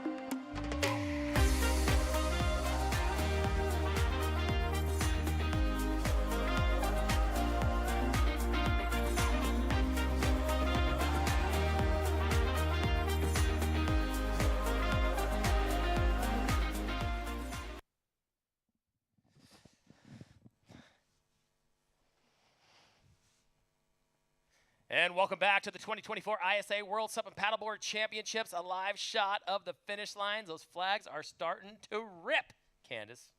Yeah, there's actually some good sets lapping on shore. If I was an ant with a popsicle stick, I would be pulling in right now. Getting barreled. Who said there's no waves here in Copenhagen? But we just wrapped up. In case you're just joining us, we just wrapped up the team relays here. Congratulations to Team Japan. And I'll tell you what, they started out front and never looked back, Bo. Looking very, very strong, especially now with the points shaping up. We'll get the point update as we look at the team standings. You can always follow along at isasurf.org. But Japan, with that first place, going to earn some valuable points. Yeah, they're really going to see themselves move up a little bit in the rankings. I think Team Spain is still going to hold on to that top spot, though, coming in second place in the team relay. They had a really strong showing yesterday, especially from Duna, Gordillo, and Espe Barreras taking that 1 and 2 spot in the SUP women's tech race. But I think from all the teams today, it was a really fantastic team relay race, and great to see everyone on the beach cheering them on. Candace, summarize Team Japan this year. They're missing Shrimpy. They haven't missed a beat. They have not missed a beat. Japan has just such a strong SUP athlete field to draw from. So Rai is, I'm sure, inspired by Shrimpy. You know, when you have somebody coming from your country, going before you, winning gold medals, it gives you confidence. Okay, somebody from where I'm from did it. I can do it too. So as we know, Rai said he wants to get 4 gold medals. So he's 2 for 2. I'm excited to see what he's going to do in the distance race. I'm confident that he's going to put in a good showing, but Spain has a really strong team, especially on the women's side for SUP. We've seen Duna and Espe go back and forth with golds and silvers in women's distance, so they're going to continue racking up points for Spain, I'm sure. But I'm also excited to see what Csillag Kocic does in the distance race. Yeah, from Hungary, you guys called that as one of the top performances from yesterday's action here, and I think you're absolutely right. And, you know, we look at the team standing right now, Team Japan sitting in that second place spot going in. But, you know, when you start competing in 4 different disciplines, here you did the SUP technical. Now you turn around, you do the team relays, then you go after the distance and the sprints. That takes a toll on someone. It really does. I think having this lay day tomorrow that we're going to have will allow the competitors to rest a little bit after the tech racing and the team relays. But then you have competitors going to this distance race on Saturday and then backing up with sprints on Sunday. So their body's probably going to be a little bit sore. I'm sure, Candace, you've been in that position before. We've had to switch from a distance race to a tech or a sprint. Mm-hmm. Yeah, I think you're going to see different strategies with the ages of the athletes as well. Raya's really young, right? He's young. He's going to recover a lot quicker than someone like our English paddler who won gold yesterday. We didn't see competing today in the team relay, but he's going to be competing in the distance race. So, you know, some of the younger paddlers that are doing double, triple duty are going to recover a lot quicker than some of the older paddlers that are doing the same thing as well. And Candace, let me ask you, you've been in the sport for a long time. You're seeing a lot of new names come up. I mean, how cool is it to see like the Caspers and the Tichuans kind of moving on with their life and seeing these young sort of bucks sort of brought up through the ranks? Yeah, it's really cool. There's always, you know, been strong young bucks coming up through the ranks, but I really love to see the women. I like to see over the last several years the depth of field on the women's side of both stand-up and prone paddleboarding has just gotten stronger and stronger and stronger. ISA has done a really good job of equal inclusion for that, so it's really exciting for me actually to see some of these young paddlers that I didn't know who they were until seeing them compete in the ISA World Games, and I'm scared. Who most impressed you so far in the young? I'd say definitely Csillag. Yeah, it was really cool to see her. I didn't know much about her before this race, and watching her technique and just seeing her, she was amazing. Yeah. She was amazing. So I'm excited to see how she does up against the women. She competed in the juniors. She didn't do double duty and compete in the women's tech. So I'm excited to see what she's going to do in the distance race. And the prone paddleboarders, Bo, I mean, a very large field this year, some new names coming in, but also some of the names we've been calling for years just keep racking up medals. Yeah, that's exactly right. I mean, on the women's side, Eureka Haribe is going to be one to look out for. She was in that Team Japan who took home the gold medal in the team relay today. You know, alongside some of the men too in the long distance race. I know we've got a young kid from Australia, Kobe. He's going to be in the distance. He's going to you know, he's going to do his best. I think Australia have been so strong in the previous years, both in the women's side and the men's for prone, also for paddleboarding. Not a huge team this year, but they're going to be ones to look out for. And you talk about Australia, they're only competing with Michael Booth coming up in the distance. He's definitely one of the top favorites to win coming up. I mean, he's always there. I know he's looking for a little bit of a redo here in Denmark due to 2017. He failed to get the gold medal there, and I know that still bugs him to this day. It really does bug him, definitely. He's these last few events, he hasn't really been on top, so he's going to look to really, you know, go a little bit stronger. He's got a great support behind him because he's obviously running his booth training, so he's done a lot for the sport, a lot for people in the sport as well to help them come up through racing, but also just training too. And in the women's, Candace, you got a couple of strong ones. You got Duna Esperanza. Yeah, there's some great athletes in the women's field. What I'm excited to see in the distance races, the distance is a little bit different this year. We're going from 10 miles to 10K roughly. So it's in the past, it was an 18-kilometer race. I think it's going to be maybe 12 or 13 throughout the city. And it's not just buoyed back. It's there's a big loop. Some transitions through there. Yeah, and it's all flat water. So you know, there's a big difference between an 18-kilometer race and a 12-kilometer race. When you're getting close to that 2-hour mark, a lot changes with your body. So it's going to be interesting to see some athletes that are better at that 10K distance rather than that 10-mile distance. They're going to excel. So Boothie is really strong in distance, but I think for him, the longer it gets, even the more he excels. So it's a little bit shorter this year, so we're going to see how that comes into play. He competed in the tech and did quite well. I mean, you can't rule the guy out. I have not. I've just said that it's interesting. I got the world champ Candace Appleby and Bo Nixon calling all the action for us live. Let's take a recap of today's highlights in case you're just joining us here on ISAsurf.org. Take a look. This is the recap. Sonomura from Team Japan out in front. France just behind them. Their placings changed a lot throughout this first lap, but also in the consequential laps as well. But you see So there just well ahead of the rest. Yeah, So just really got the tone started for Team Japan. And, you know, that whole shot, you see that come out for your team. You get 4, 5, 6 board lanes. That really kind of sets the tone for the entire team. And they just didn't look back. You see him rip through the chicane there, make the tag. I'd like a timer in the chicane on the run. I think Japan definitely had the fastest run. I liked his running technique. He kept the arms close to the body, pumping them, and, you know, really strong sand run there. Running through the sand is hard. Especially in a circle through a chicane. It's not a straight run. But they just kept it going on right here. Then it just kind of was a battle for second and third at this point. Yeah, Rika was able to hold it down for Team Japan. She kept her lead.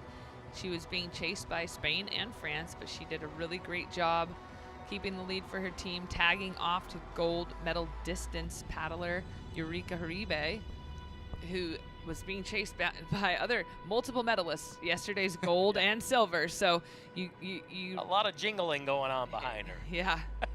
And every time they come around this city, bling, bling. Ching, ching. And then it was Team Spain trying to make up the distance. The gold medalist for Team Spain, Bo, just wasn't able to get there. The gap was just too great to overcome. She did really well to overtake Elise Dorillon from France there to move up into that second place, gaining her those valuable team points as well. Elise falling off the mark there a little bit, but Eureka was just too strong. And Eureka still blazing speed through the chicane. Makes the tab, and it was all right to Gushi for Team Japan. I think he smelt gold, man. He was salivating about that gold medal as soon as he hit the board, and just no mistakes whatsoever. Candace so clean on the turns. Yeah, just almost a perfect lap. He really wants it. I'd say it was about perfect. And here he is on that last stretch back into the finish. He knows that he's got another gold medal in the bag, so he's just taking off his goals one at a time. But this one, like they said, they did it for not themselves, for all of the people of Japan. It was for their entire country. He's going to be one to watch for in the sprints coming up as well. Rise definitely a sprint contender for that gold medal, and France grabs the flag. They come across, taking home some valuable team points. And Italy coming through for the copper medal. So really strong showings from Italy this year too. So there it was. In case you missed it, you can always catch it live or on a rerun on ISAsurf.org. And we're so excited for you to join us. We got more action still to come. They're setting up for the awards ceremony to recognize all these top competitors over the past couple of days, so don't miss it. Any last words, Bo? I just think just stay tuned. We're looking at the medalists from yesterday, so it's going to be amazing to see. Candace, any last words? The medal ceremonies are awesome. They're very emotional. I love to see the athletes up on the podium. The anthem of their country is raised for the winner, so it's going to be really neat to see that. Got it. Let's go down beachside right now with the awards from the past 2 days. Thanks for watching. Take a look. Hello everyone and welcome to Copenhagen, Denmark for the first podium of the week of the 2024 ISA World SUP and Paddleboard Championship. Welcome to everyone who's tuning online. All of the countries and athletes present have given their best efforts, and it is with great pleasure that the ISA welcomes everyone to the official award ceremony for the technical and relay races of the 2024 ISA World SUP and Paddleboard Championships here in Copenhagen, Denmark. We would like to introduce the following dignitaries today on stage. The President of the local organizing committee and ISA Executive Committee member, Jacob Ferg.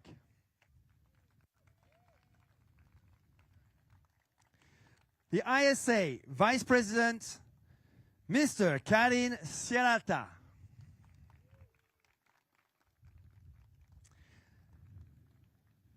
The ISA Vice President, Monsieur Jean-Luc Arassus.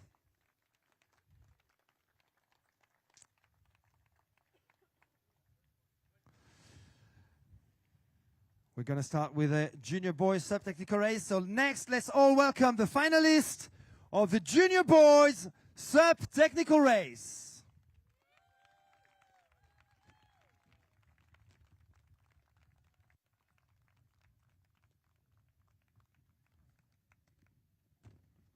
And the junior boys sub-technical race medals will be presented by the president of the local organizing committee and ISA executive committee member, Jacob Ferg.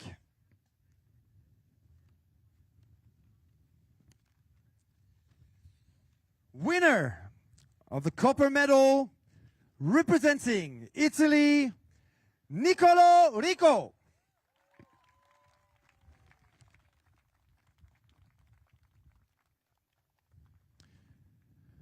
Winner of the bronze medal, representing France, Vaik Gariou.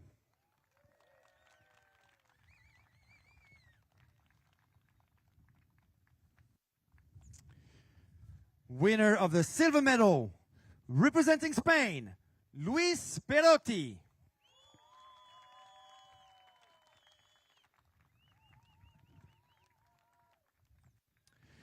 And winner of the gold medal, the new world champion, representing Japan, Kotaro Miyahira.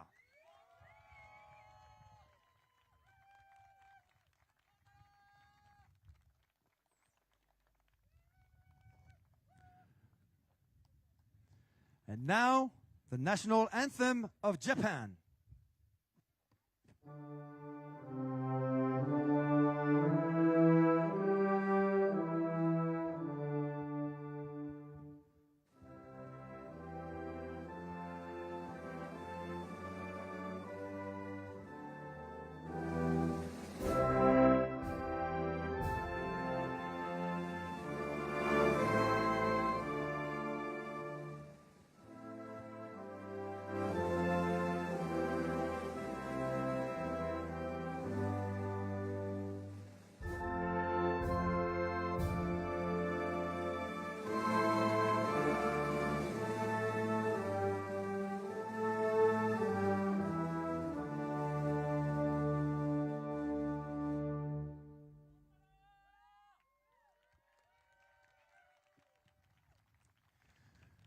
Thank you, gentlemen.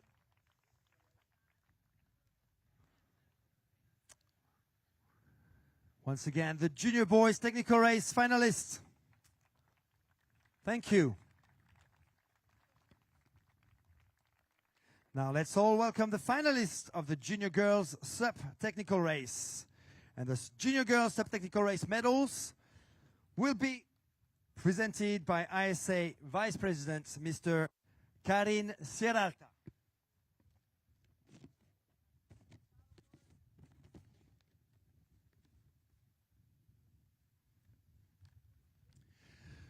Winner of the copper medal representing Italy, Cecilia Pampinella.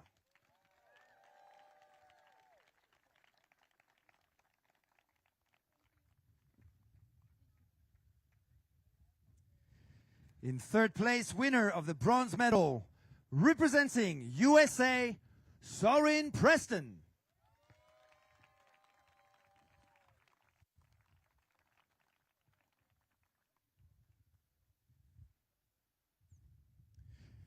Winner of the silver medal representing Spain, Alexia Soto.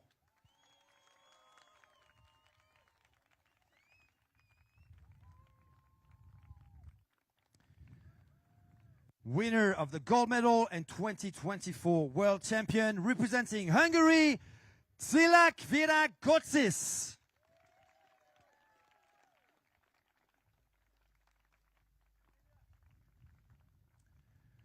And now the national anthem of Hungary.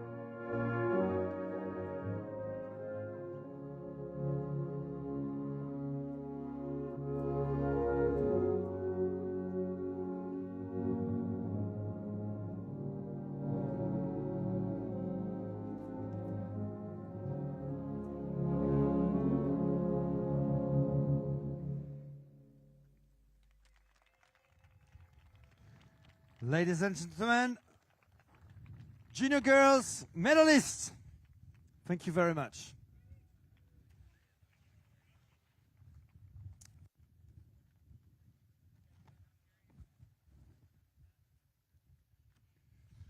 Now let's all welcome the finalists of the men's paddleboard technical race. And the men's paddleboard technical race medals will be presented by ISA Vice President Mr. Jean-Luc Arassus.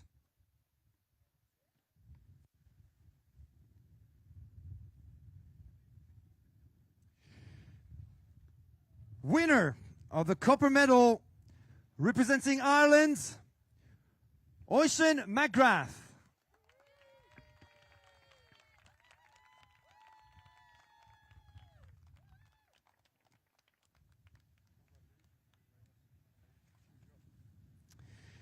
Winner of the bronze medal representing Spain, Carlos Alonso.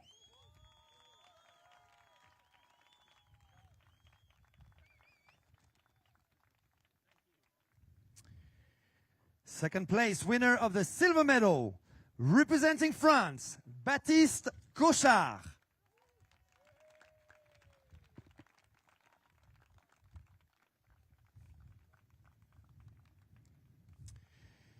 And the winner of the gold medal, the new world champion, representing England, you can call him Milky, Andrew Byatt.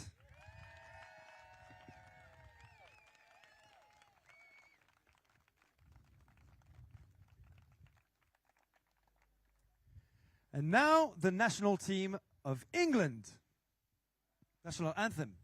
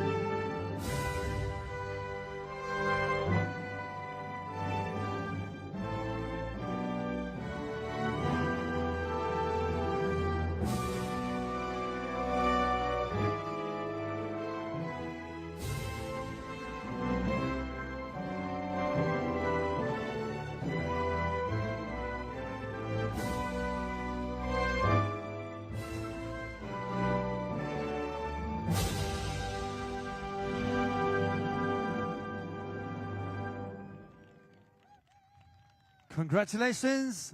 These are the paddleboard technical race men's finalists. Thank you very much, gentlemen.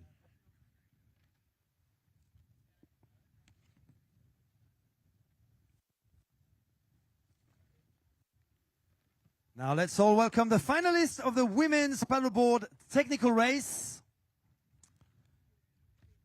And the women's paddleboard technical race medals will be presented by the president of the local organizing committee and the ISA executive committee member, Jakob Ferg.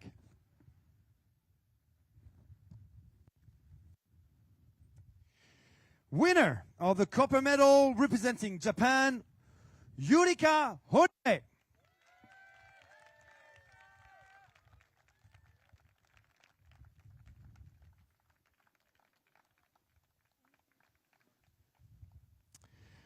Third place, winner of the bronze medal representing Italy, Cornelia Rigatti.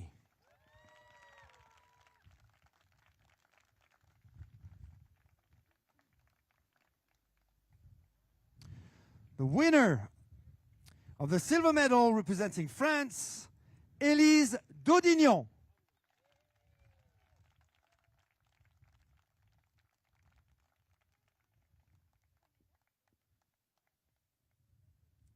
And the winner of the gold medal, third-time ISA World Champion representing Spain, Judith Verges.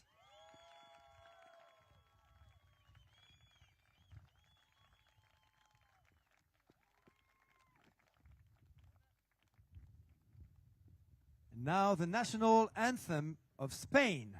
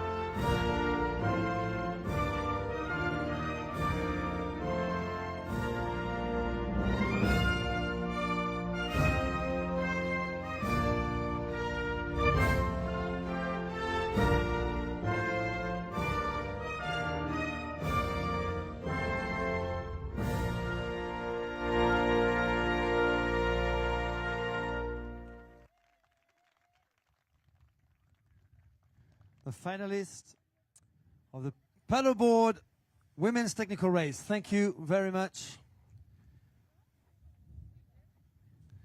Pictures taken. Let's move on to the next podium. Now let's all welcome the finalists of the men's SUP technical race. The men's SUP technical race medals will be presented by ISA Vice President Mr. Karin Sierralta.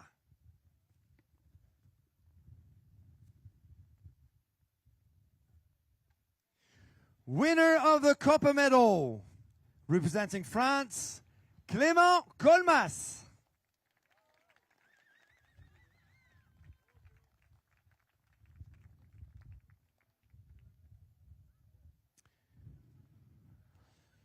Winner of the bronze medal, representing Italy, Riccardo Rossi.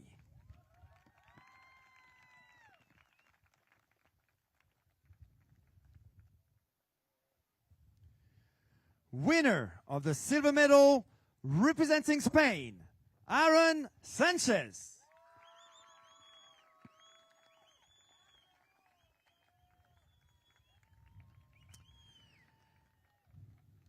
And the winner of the gold medal, the new world champion representing Japan, Rai Taguchi.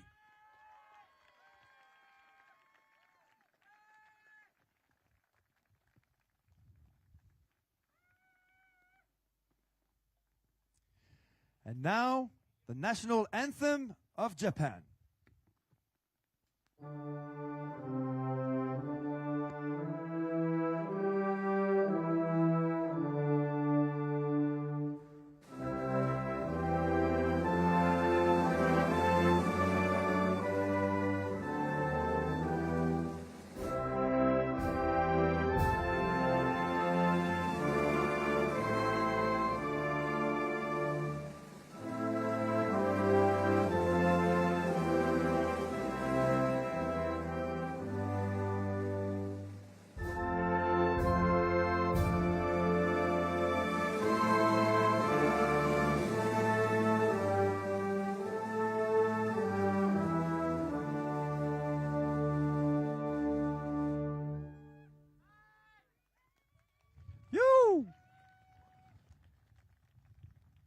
The finalist of the men's SUP technical race. Thank you very much, gentlemen.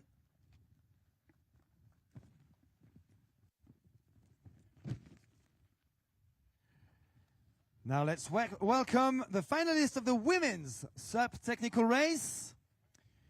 And the women's SUP technical race medals will be presented by ISA Vice President, Mr. Jean-Luc Arassus.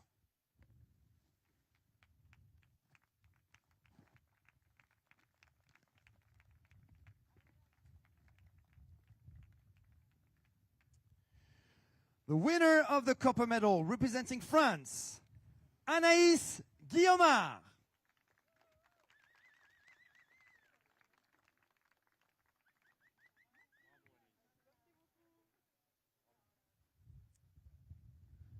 The winner of the bronze medal representing Puerto Rico, Mari Carmen Rivera.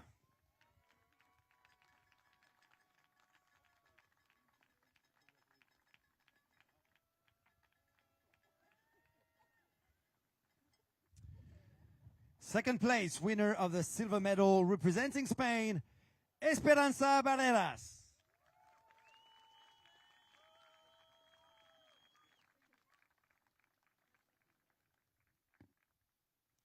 And first place, winner of the gold medal and new world champion representing Spain, Duna Gordillo.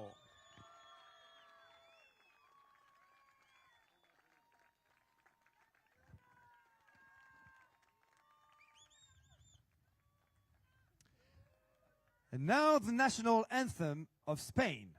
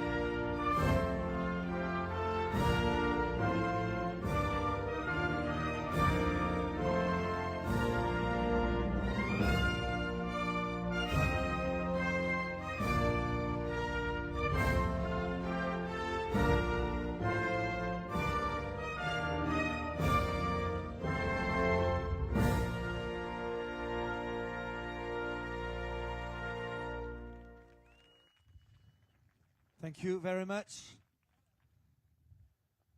Technical race women. Next, we will announce the medalist of the 2024 ISA relay race.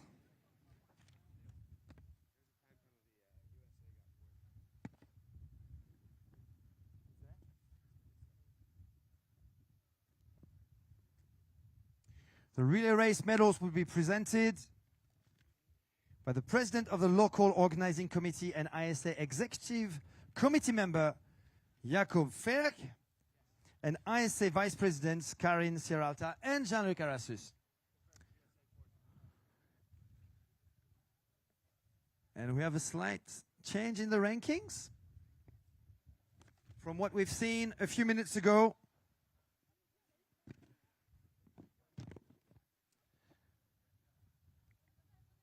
In fourth place, I'm going to ask, in fourth place, winning the copper medal, Team USA.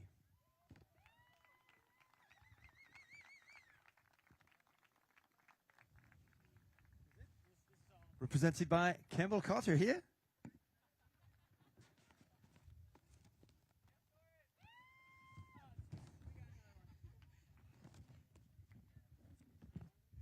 In third place in the ISA relay, winning the bronze medal, please come to the stage, Team France.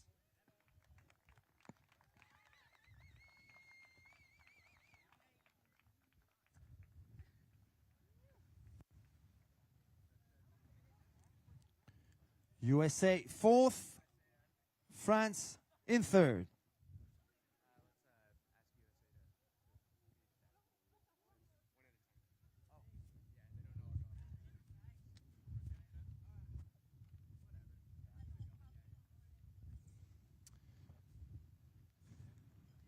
Come on, you can climb on that podium.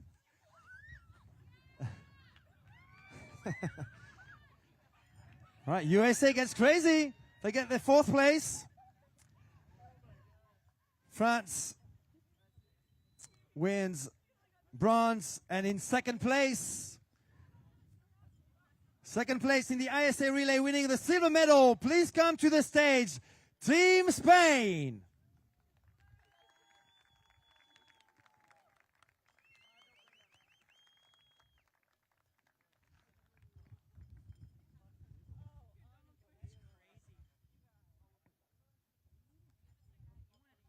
I think the US team has just found out they're fourth.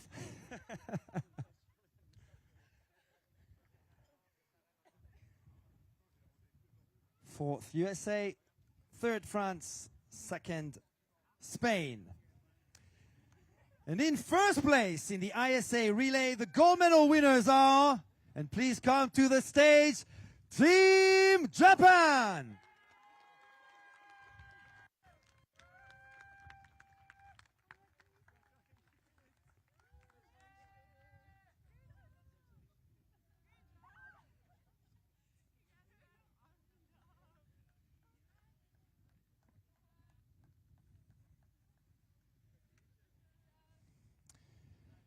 You need to squeeze in at the top of this podium, Team Japan.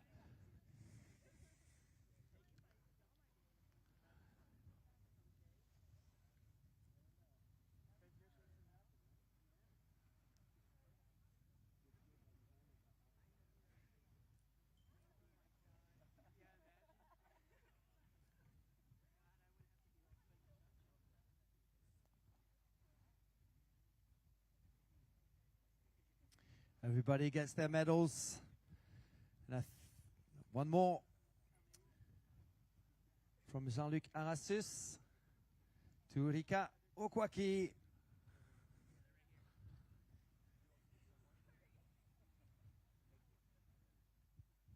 Tonald Murale gets his copper medal, as well as Tiana. I think we're ready for the national anthem of Japan.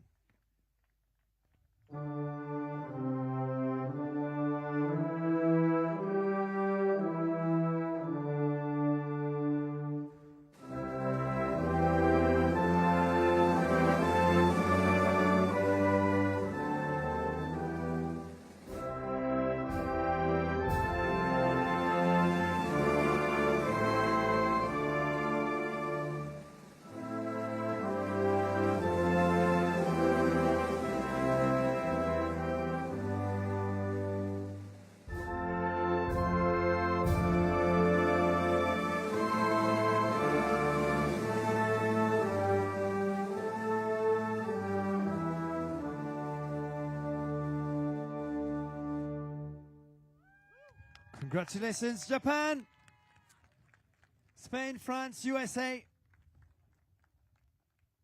And thank you all, technical and relay racers.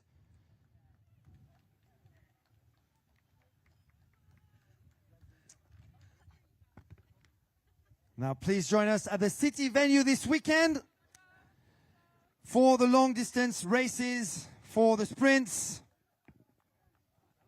and the official closing ceremony,